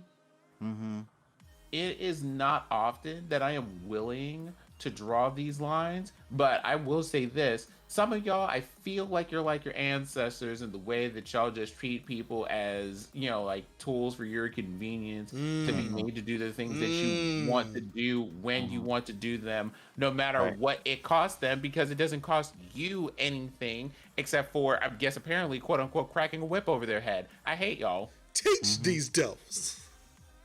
Mm-hmm. Detail.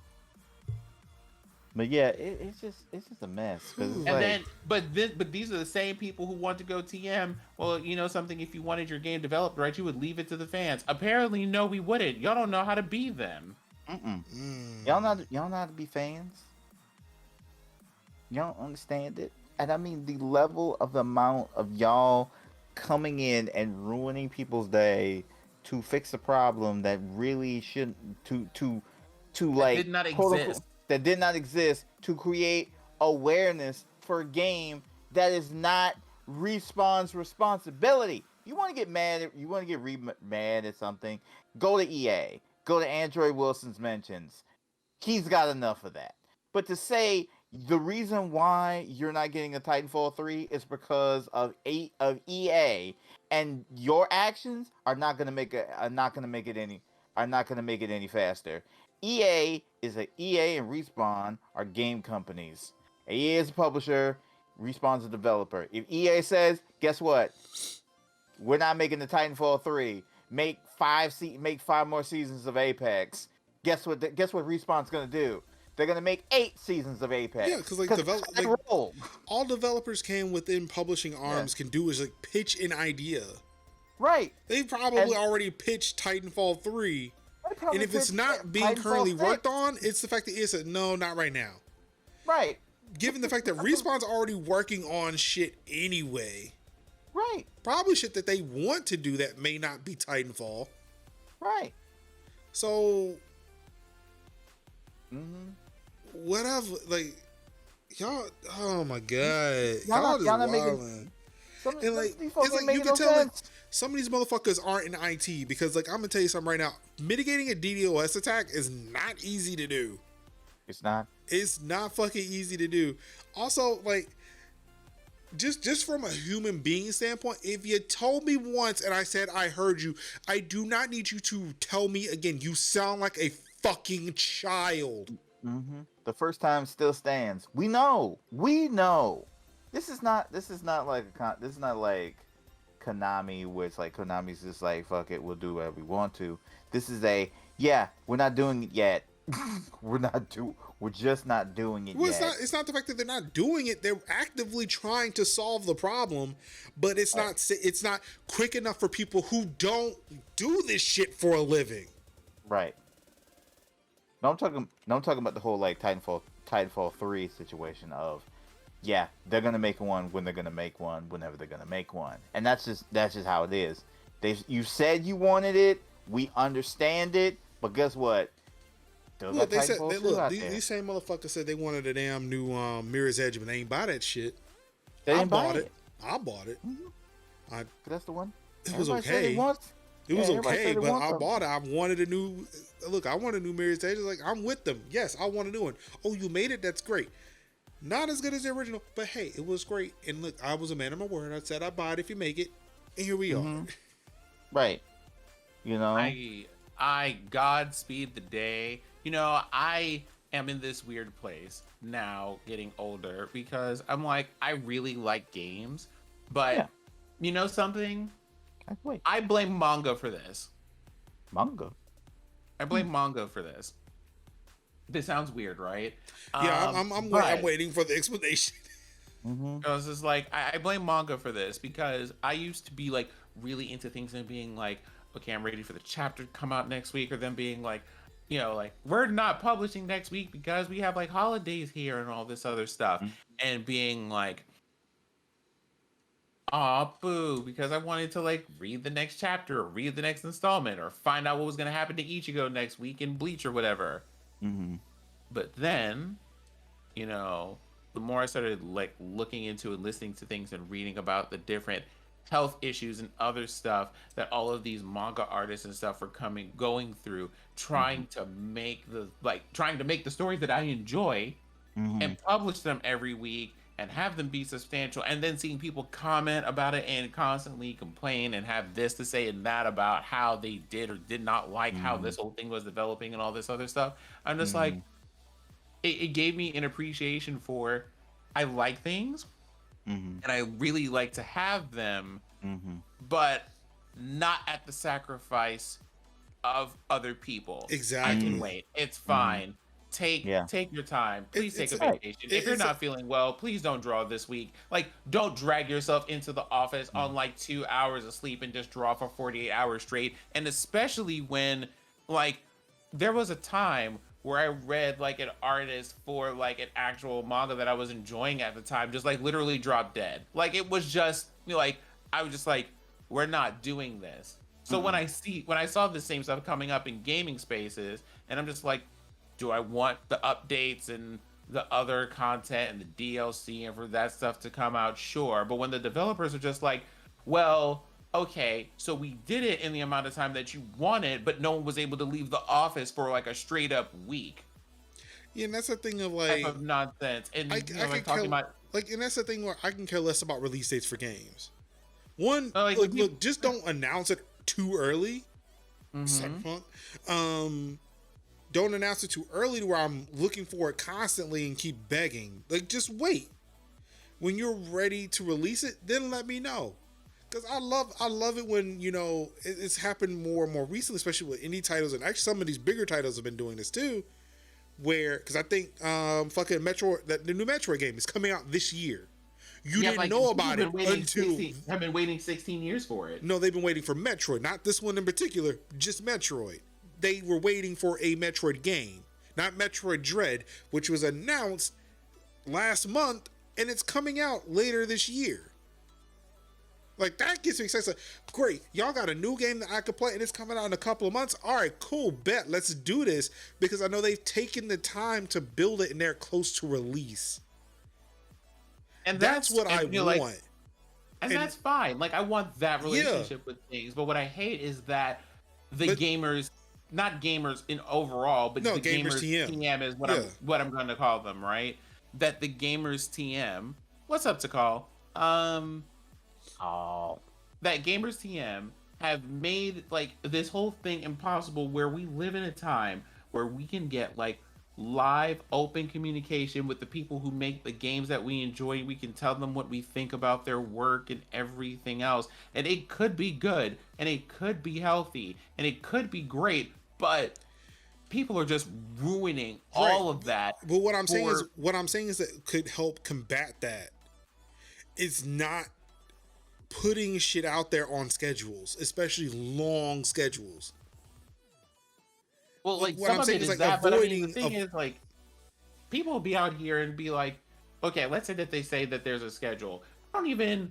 Okay, well, here's the thing: if you tell me that something's gonna be out in a month, I'm gonna be like, you're a whole liar. Please stop. But Yeah. also, like, right, things where you have I'm people more who inclined just to because believe they're that.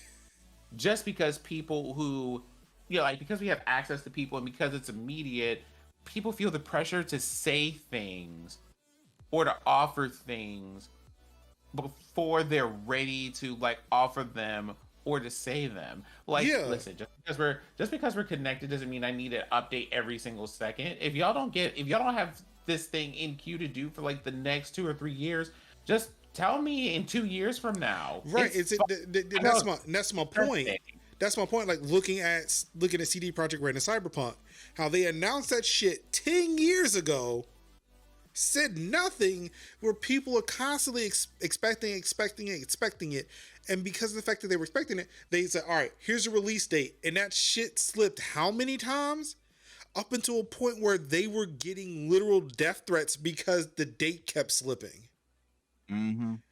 That could have been avoided if you just worked on the game, didn't say shit, and and you said something closer to when it was about to be finished. We could have avoided the slips. We could have avoided the death threats. We could have avoided the fact that the game got delisted from PlayStation because they weren't being pressured to put something out because they Well, okay, set so a date. there's two things here. There's two things here. on the one hand, fair enough that they could have just waited to announce things until they were ready to announce them and they knew that the game was in a stable place. But also, my good bitch, it's a video game. What are you sending death threats for? Yeah, Again, my rant wasn't to excuse death threats by any Yeah, means. Like, well, I mean, yeah. I'm just saying this for the home But audience. yeah. Bitch, what are you sending death threats for? Like, Y'all literally death threats, every single person I know that plays video games, every single one of y'all, to a person has a, I just have this whole shelf of games that I've spent money on, but I haven't finished playing yet. And it's like, but you're out here with the time on your Twitter fingers to send a death threat to a company of people who live all the way across the ocean because they didn't release Cyberpunk of all things. If you don't get the fuck out of here. Like, look at this is just Steam. I got nothing but time. Like, I got nothing but time. Like, nothing but time, nothing but games. If a game decides, I'm just gonna be delayed for a while, then I'm like, okay, take a crack at the backlog, whatevs. Try that new Game Pass game that I wanted to try. It bugs me. I was like, y'all ain't got shit else to do. I mean, granted, we've seen one cult of personality come and just rip through America, but like you see, like, but if anything, like, people have been telling y'all, like, a lot of us have been telling y'all, this shit was born somewhere else, and you're seeing it. It was born in gaming. It was born in this very geek culture where the incels were allowed to be insular and just kind of push out. Oh, I should be careful. Wasn't that one of the new ban words on Twitch? My bad. I mean, I don't know. I can't really say I care much about banned terms if you still have, like, Well, if you still got people doing like regular, like, hate speech on the regular around here, I don't know if I care about that one term. Well, but yeah, like, a lot of that shit that happened in 2016 was born out of this shit right here in gaming. Whereas, like, you got so many people who their whole personalities is just one thing, to where, like, if you say one bad thing about this one thing, they are ready to murder you in their heads, because in person they couldn't even crack a fucking egg. We're gonna keep that quiet for a second, though, but I will say this. Some of y'all were ready to crack heads and fight people and talk about pulling up and rolling up and all this other stuff. You're gonna wind up like that one dude in New Jersey. Ooh, he said pull up, and oh said, yeah, yes. I saw that. That was what do I always say, gentlemen? Play stupid games with stupid prizes. Well, that was like. Like, here's your prize, sir. He fucked up and found out. That's what happened. Oh, so Tycho, what happened was, apparently some dude decided Oh wait, do we want to tell the story? Do we want to tell the story? We go ahead. Oh, like, you may actually have better details. I just saw, like, the end result on TikTok today. Bruh. Oh, NJ absolutely represented. So, okay, let's get into it. Your boy was out here, like, calling people, like, the N-word and all this other stuff at a bar. Yeah. And these people are just like, hey, I'm gonna need you to stop being disrespectful. And they're just like... police was called. He was doing smoke to the police. Yeah, it was a lot. Wait, let me get it. Okay. Let me get it real quick. Mm-hmm. All right.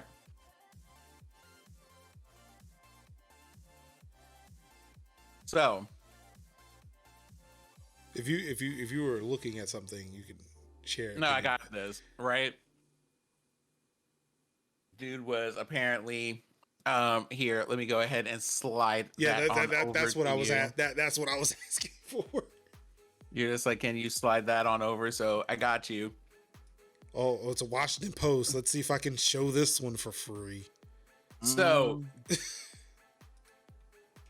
this person, let me see if I can find exactly what I'm looking for here. Yeah, the view I saw was definitely like right there, like at his door. That Yeah, shit was funny as a motherfucker. yeah. I mean, to the fact that be like, you said pull up, we here, we They bought like outside. the whole community. Like, yo, all right, bet, let's go. Be like, you, No, you. so like this person pulled up, like pulled up with the spice, had the language, was out here Mhm, dropping the hard R's and everything else. And it was mhm. just like when people said like, "Yo, I'm gonna need you to not," and he's just like, "Who's gonna check me, boo? Who?" He's just Gave his like, address. and said, "Here's, like." Here's the thing about black people. When we give you the full address and the coordinates and we say, like pull up, we will sit on the porch and wait. Not Mhm. these people. To Mhm. quote Major here about how people like to say things but don't actually have the hands or the nerve when it actually comes down to it. Mhm. Dude was out here drunk and popping off at the mouth and said, I mean, one, pull up on me, two, bring your boys. If you want to bring the boys, that's fine. And so people were just like, oh, word? Really? Bet. And pulled up. Like, they pulled up 100 strong, blocked off the street too, and said, all right, come outside, Edward. Edward. Edward, Edward. Step outside. Edward, you said that we should pull up. You gave me the address. We have shown up to the address of the coordinates that you have given us. You dropped We the And the have, pin. reckoning is here and now. we have smoke. You You know. you said you wanted the smoke, so we brought the entire flame. What's up? Mhm. What's We up? brought Where you at? Why we you brought out all here? the brick. We brought Not all the the whole. briquettes. Not everybody out here. Hold on. Uh-oh. Let me make a height adjustment. Uh-oh. You had to stand up for this. Let's go. That. I'm sorry, Pastor. I feel like we need to stand when the word is being read. You know what I mean? These people are out here like, they were ready. They were ready to Right. go. And it was just kind of like, it was like, I just, every person out here, hands clasped like this, ready to go, as if praying before, like praying before a meal, hair, like pulled back in a ponytail, acrylic nails removed, Reebok classic strip, like straight up, like plain clothes. We were ready to go. Mm-hmm. It was like I'm sure some fight music was playing. I'm sure I'm nuts if your The police buck had to. was playing some Never Ever by Trill. Oh, here's, Trill. here's, They here's a better absolutely picture right weren't. here. Oh wait, hold on. You should absolutely play the video of that article because I tried the video playing it, is but like life-giving. I played it, but it seemed it was just like a group outside, but it never really showed the rest. I'm trying to find that video. Yeah, it was like. Mm-hmm. But okay, so y'all have to understand what it was that they said in the first place. I'm gonna see if I can find the actual quote because, basically, here's what happens. There's a video where someone approaches a neighbor and they get into this person's face. Dude is just like, "Ayo, I don't know what your problem is or whatever, but I need you to go ahead and respectfully back the fuck up." Well, I have a right to stand here and I don't have to leave if I don't want to. You need to learn your laws. This is in Africa. End quote. Black dude, of course, is just like, "I was born in America. The fuck are you talking about?" Police officer shows up and is just like, "Hey, cut it out. Get this up out of here. Like, you need to go home." And so, at the very least, y'all know how I am about police officers, but this one at least pulled up and said, did what their job was, which was to de-escalate a situation. But apparently, this dude gave out his address at the end of that conversation and said, "Nah, come see me though. Okay, cool. If you want to act hood, then hood is what you can get." The end. Mm-hmm. It was like I'm sure we ready. We ready. We ready. y'all, and I know that was playing. I know that was playing. That's that like, and then when they like, and then when you like lock arms with your person, and then like lean side to side, like, bruh. Oh, you thought this was a game? So no, I'm not. I wish I could find the actual TikTok, but oh, it's probably around somewhere. Just look there up. We go. All right, here's a better one. See, I need you to drop that in. I need you to drop that in chat, please. Yeah. Damn it! And of course, I hit oh, the look, wrong fucking oh look! button. Oh look at it! Oh look at him walking out. Oh, he you left? look at It. huh? Fucking the video just stopped playing on me. I hit refresh, and I think that's kind of what broke it. Fuck it, I'm gonna have to hit this autoplay. Yeah. See, this is what I call. I'm trying to get back to the part. There we go. Yeah, that's what I want to see. I want to see the fucking perp walk. I want to see the perp walk. That's what I came here for. My man, they came got this man. Come get this man's.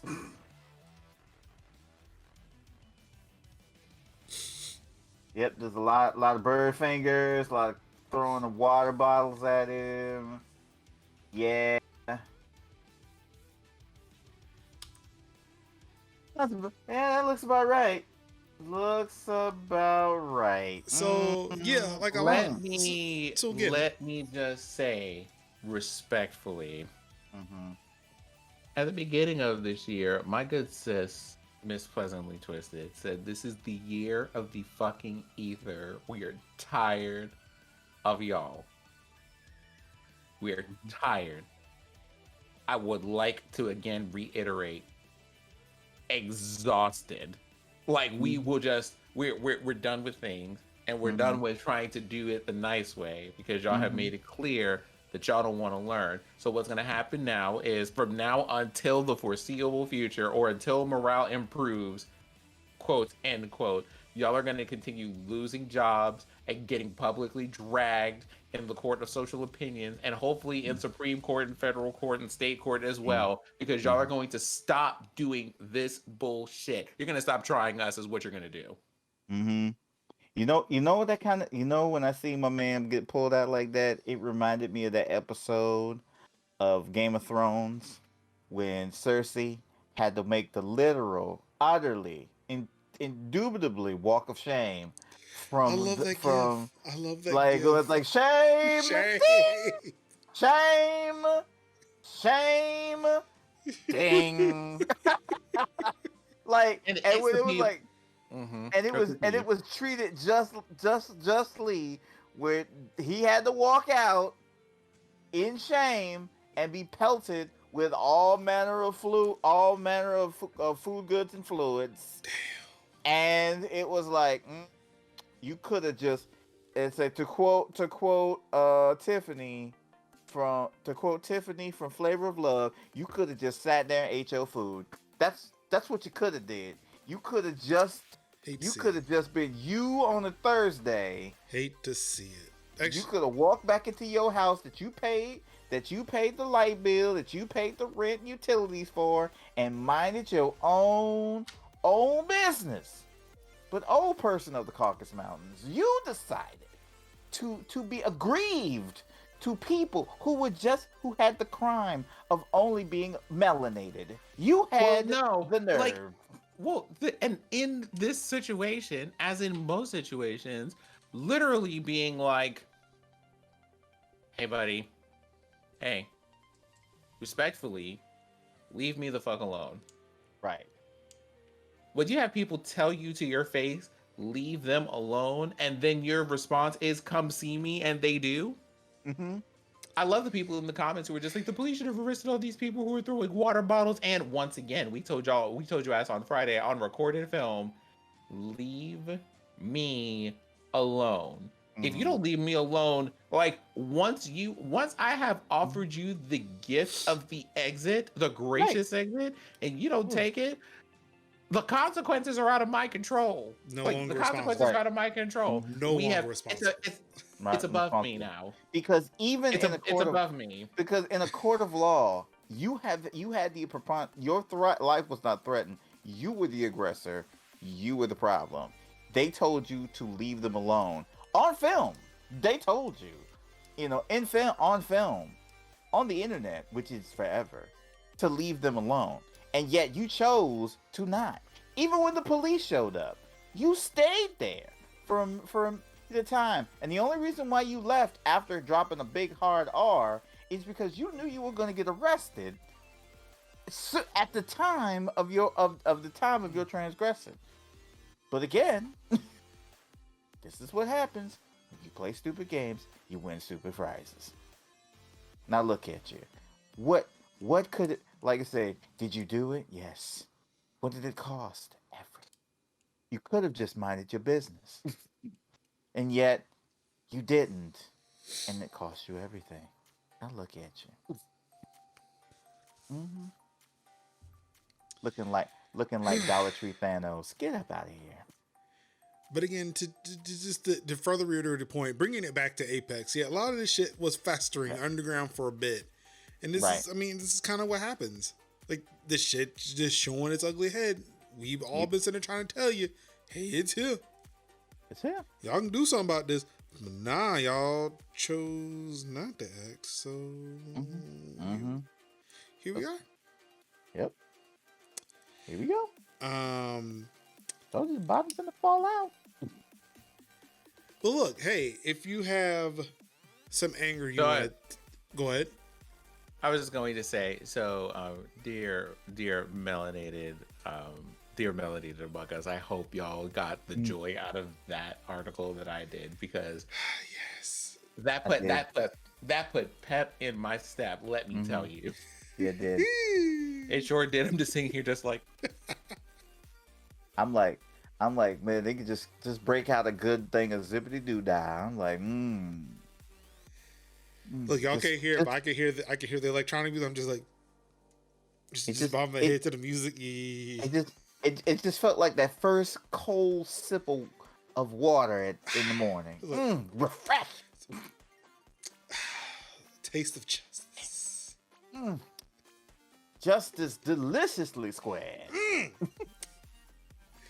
so shout out to New Jersey on this day, because and New Jersey of no doubt. I have a feeling that I'm gonna see some good takes on Deezus and Mero too, because they're gonna talk about that shit. You know something? I'm kind of nervous but excited at the same time, because I'm gonna tell you what, y'all gonna fuck around with the wrong devs one day, and it's going to like legit turn into Second Chronicles. Oh. Now, if y'all don't understand the biblical references that I'm making, because maybe some of y'all don't, there is a point in Second Chronicles where the priesthood basically walks to one end of the city. They make a straight line all the way across. They draw swords, and they're just like, all right, we have an assignment. The assignment is simple. You see people out of pocket, they get cut down. We're not taking any questions. We're not asking any questions. We're not hearing any answers or any excuses. It's either get right or get left. Start stepping. And they put in all 20,000 steps on that Fitbit, crossing the city as the whole priesthood, and did what needed to be done. Period. And they left nothing behind. And I'm just like, one day y'all gonna get these devs upset enough, and they're gonna get tired of y'all sending these death threats, and they're gonna start showing up at your house. They're gonna be like, guess what? No more Titanfall 3. I don't care. We making all the Apex. You don't like it? Make your own. They're straight up going to walk outside your front door and be like, I'm here to tell you to your face I'm not making Titanfall, and I saw that death threat. Step outside. And when they do, you're going to see another 200 developers behind them, all of whom have taken like fencing classes. We're ready. Oh, like not only look, Ryan Rigney, he took some shots too though. Is that somebody tweeted at him and said, "I like you, Ryan, but you need to understand that this acknowledgement and fight are not at least being shown to the community. We can't stand this anymore. The hack was a last resort. This is what happens when the community is ignored for years." Dude comes and say, "This you? Oh, not him with receipts. This you?" Uh, Ooh. not. Thank you for joining this particular podcast. We appreciate it. Please make sure to donate to our sponsors. Respawn come through here. Like, I love Respawn. Respawn King. I Respawn had love the smoke. fucking Respawn. Respawn had the smoke like Wendy's Twitter account. Like, Oh wait, hold on. Not Respawn being Tabitha Brown. mm-hmm. Yeah, Tabitha. But, you be thinking, oh, she's just so cute, she ain't gonna think, but I had smoke for y'all. Like I said, you pee me off for long enough. Don't take this kind words and alliteration fool you in these glasses. Don't come at me sideways. You're gonna hear a tone you're not gonna like. Tabitha Brown will cuss you out without cussing. That would make me feel bad. Man, you could have just called me a motherfucker, man, and just called it a day. She be dressing people down. She like giving people stern talking tos, and I be like, oh Lord, you ain't have to do all that. Anywho, let's move on. Mm-hmm. Anyway, y'all ain't getting no Titanfall 3. Deal with it. Damn. Then what else would I do with these new NVIDIA drivers? Oh. Well. Download the new NVIDIA hotfix driver to stop Doom Eternal from crashing. Apparently, Doom guys putting in that RTX work. Mm-hmm. So yeah, if you're having some issues playing Doom, hey, download the update. Some other updates, League of Legends issues, mouse cursor issues.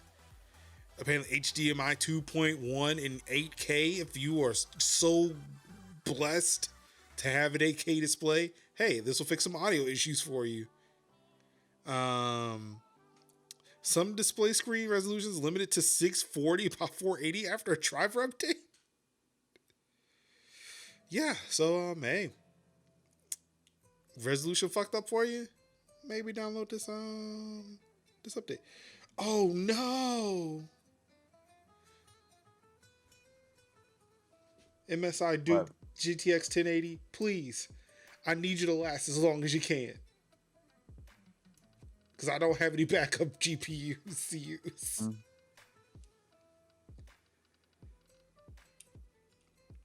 Or the 60, you scout me a 1080 Ti. Wait, I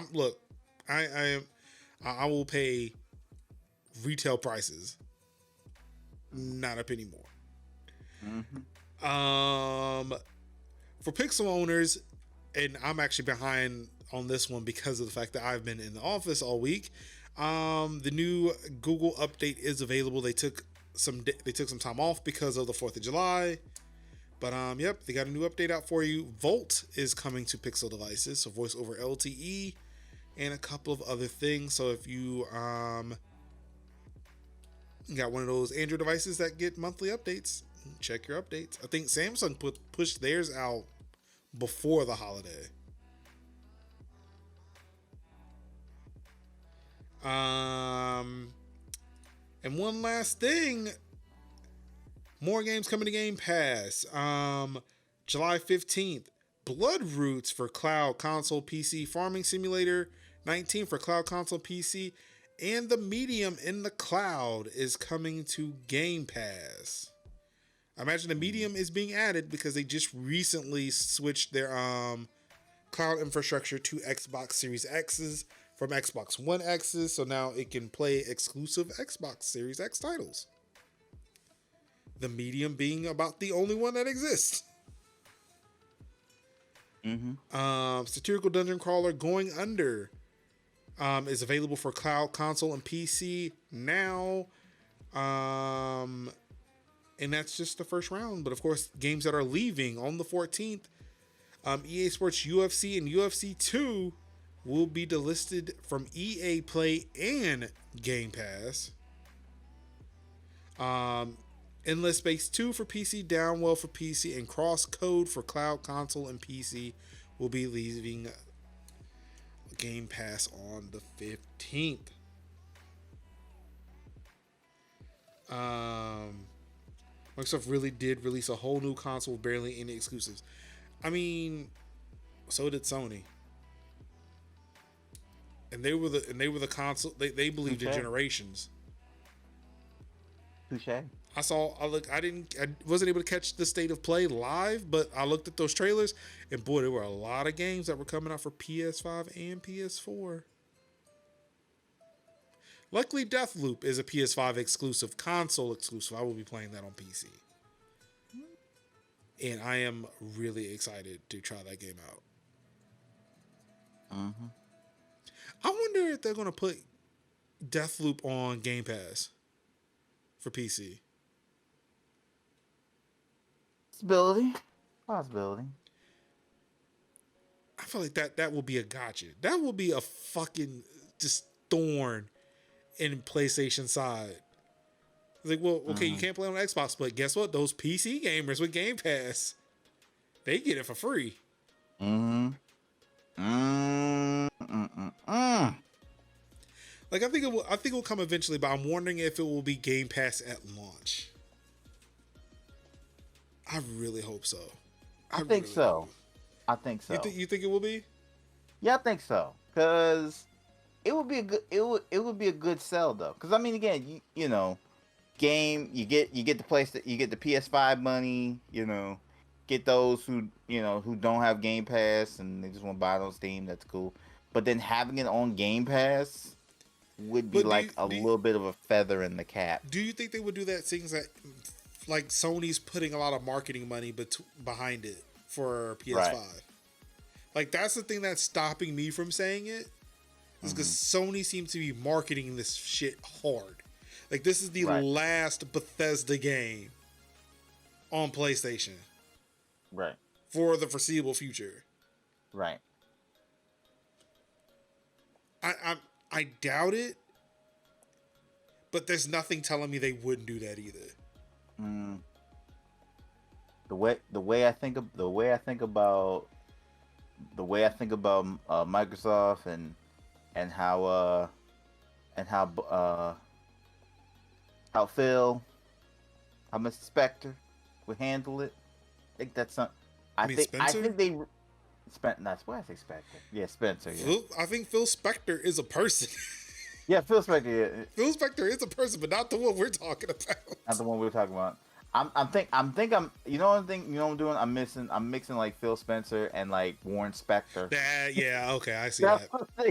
I see that. Guy who created Deus Ex. And I'm like, I'm getting them mixed up. But yeah, Phil Spencer, like, I think that would be one of his moves though. He'd be like, hey yo, I'm gonna sell it and then be like, drop it for all my Game Pass fans. I think that's something that he would do. Ruin says that there may be like some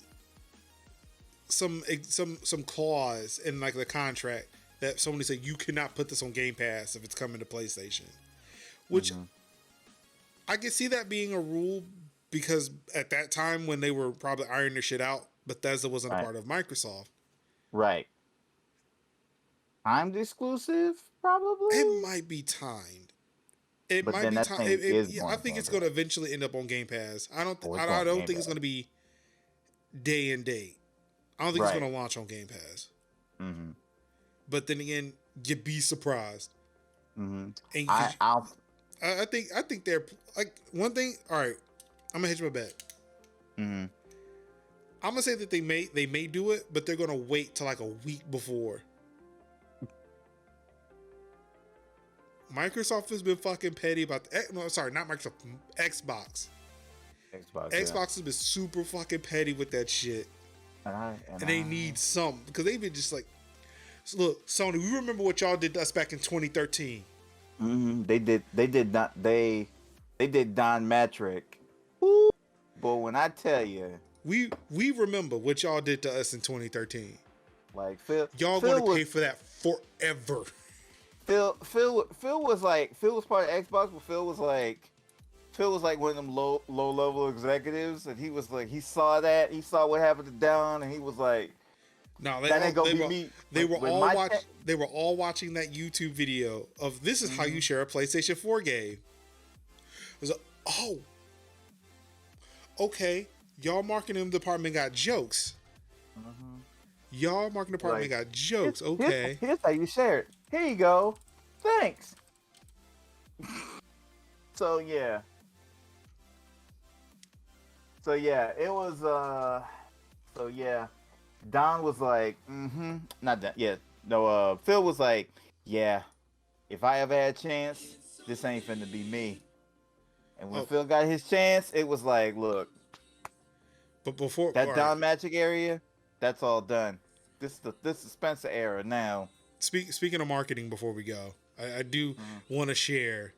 If y'all have No. not seen this, the Yeah. '90s ass music video that Xbox put out this week for Oh, I loved it. Xbox All Access. I loved it. So while I let this play in the background, Kev, what you got going on this week? Let's see. This week, probably, yeah, probably Monster Hunter Stories 2, more Yakuza, and yeah, more Yakuza. Yakuza on the low. Been loving that game. Really awesome. Been playing a lot of good sub stories, and the sub stories have been like truly, truly hitting. Including one where it was like, yeah, probably should make sure you have your clothes on before you run out of a soap land. Yeah, probably be a good idea. um. So yeah, playing some of that. Definitely been playing more Monster Hunter Stories 2, which I'm very looking forward to. Was going to get it on Switch, but for reasons like, i.e., Amazon, screwing the bag up with, oh, it's gonna come out when it's gonna come out on the day, and then it was like, nope, it's coming out next week, and I'm like, well, that's not gonna, I can't make content for Monster Monday if that's the case, so canceled it. Decided, oh, I guess this is a sign for me to get on PC then, because it'll just unlock tonight. So all I just gotta do is download it. I Okay. mean, is it not available on Switch tonight? No, it's on Switch. The way I was gonna buy it is I was gonna buy it physically, pre-ordered, and then it was gonna come to the house on like the day. It was supposed to be shipped to the house on the day, which I wasn't gonna play it on the day. I was gonna play it on Monday because that's when I do my Monster Hunter stuff on Monday, so I have Monster Monday. But it was like, oh, it's gonna be here around Tuesday, and I'm like, that's I not gonna think the work for question I'm me. asking is like, couldn't you have bought it digitally? I didn't want to buy it digitally because wasn't on sale. It was cheaper physically. Oh, okay. Yeah, I it was. see now. Yeah, it was a lot cheaper. It was a lot cheaper physically. Plus I had Amazon credit, Oh, okay. and yeah, Amazon credit, Amazon gift card, whatever. Bought it, and I was like, yeah, Tuesday. That's not gonna work for me. That's like, I'm already a day late from the thing, so I'm like, this ain't gonna work out for me. So I'm just going to not, and I'm gonna get the. It's a sign. Get the PC version. Got the PC. Got a good coupon code. Got it for like $49.19 on Green Man Gaming. And yeah, I'm just waiting for it to unlock now so I can download it and dabble with it tomorrow. And dabble with it for tomorrow because I played the demo, loved it. And yeah, looking forward to that. That's probably gonna be my week. Yeah, I think that's pretty much it. Oh yeah, and probably cry at the last episode of Loki next week. Definitely gonna be crying. Possibly crying. Possibly crying. Don't cry. Yeah, Don't possibly cry. crying. Yeah. Sin, what pray tell do you have coming up this week? This weekend is going to be chill, so maybe I will catch up on some projects and things. I have couple of friends that I'm planning to see this weekend, but otherwise, it's going to be chill vibes. And then on next week for streams and things, I think I'm playing another one of those like really chill, low key games. Last week was Flower, so I think this week might be Journey. Okay. Oh yeah, I seen you playing Flower. Looks cool. No, I mean it's so peaceful. It's just like a really chill, peaceful game. Have you If you played like ambient, Flow? like if you like ambient games, it's made by the same company. Yeah, I'm asking, have you played Flow? I played a little bit of it. Oh, okay. Are you planning on playing Sky? I don't know because I don't think they have that one for PC. I think that was like a handheld game, wasn't it? I want to say they put it on PC. But if it's on Steam, I might do it. I mean, you can always stream your phone to the computer.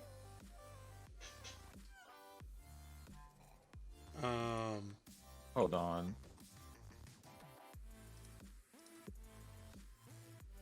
So we got that, and also ordered a little jewelry box. So now I have those coming this week, and something for for these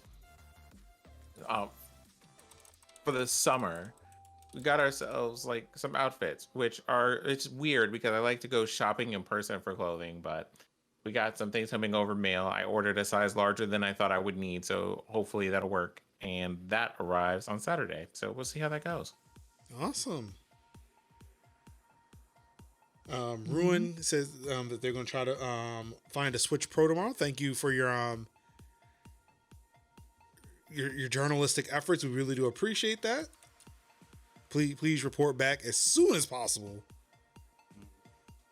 Because that's a big scoop. I don't know how Vice I don't know how Vice and Waypoint dropped that bombshell that was dropped by. What I'm gonna ask is that you don't get into the police gaming truck in order to find it, or if you do, wear a mask, gloves, glasses. Just be fully covered head to toe. I know it's going to be hot in New York. Just be fully covered. Like, bring a hazmat suit. Ski mask. Yep. Just cover yourself. Be safe. For me, let's see. I might see if I can lose my keys. See if this tile thing works. Hopefully y'all have not turned off Amazon Sidewalk so I can find my shit.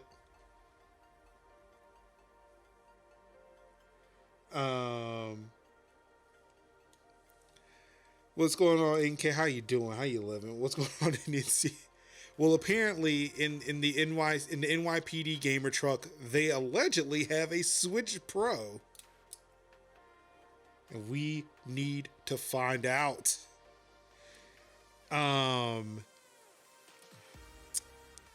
But yeah, outside of trying to find my keys, I still think I might take another hiatus. I still think I may take another week off from streaming. I'll be back when I get back. Let's just put it like that. I'll be back when I get back, but it will not hinder an episode of Tech Talk Thursdays because I'll be damned if I miss it. If I miss a week of that. Speaking of which, I will be trying to upgrade my computer to Windows 11 just because I can.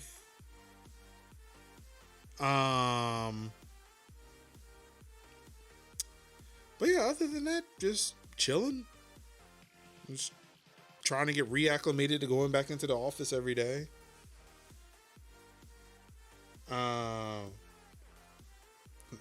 Tiger, bro, don't go in that truck like that shit is a sting operation. Either that or they putting your face and name and a date. That's why I told him to get full hazmat suit.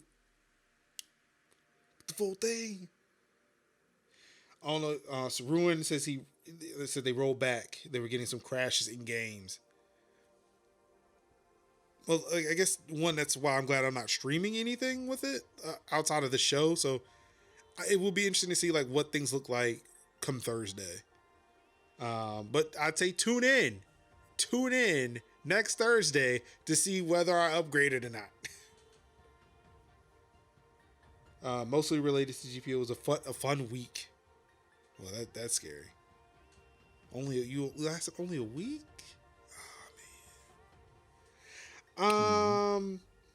But that's it. Thank y'all for tuning in to another episode of Tech Talk Thursdays for July 8th, 2021. On behalf of it's your boy Kev in the building, Sinziak, and the GOAT, Idio Sinaka. Again, thank y'all so much for tuning in. And of course, excuse me. I skipped something. You all could have been anywhere in the world, watching any stream in the world. You could have been reading the tech and gaming news yourself, but you said, no, wait, that looks very suspect. I don't want to get into that. So instead of hopping in to the white van that is an NYPD game truck, we're going to go over here, watch Tech Talk Thursdays with the dopest people in the game. You know what? Spitting true, only the truth, no rumors and speculation, unless it's a Negrodamus moment. And you know, we've been kind of hitting a fairly good batting average with that. Thank y'all so much. And of course, all I've got left to say to you wonderful people is I love you. And peace out. Wakanda forever.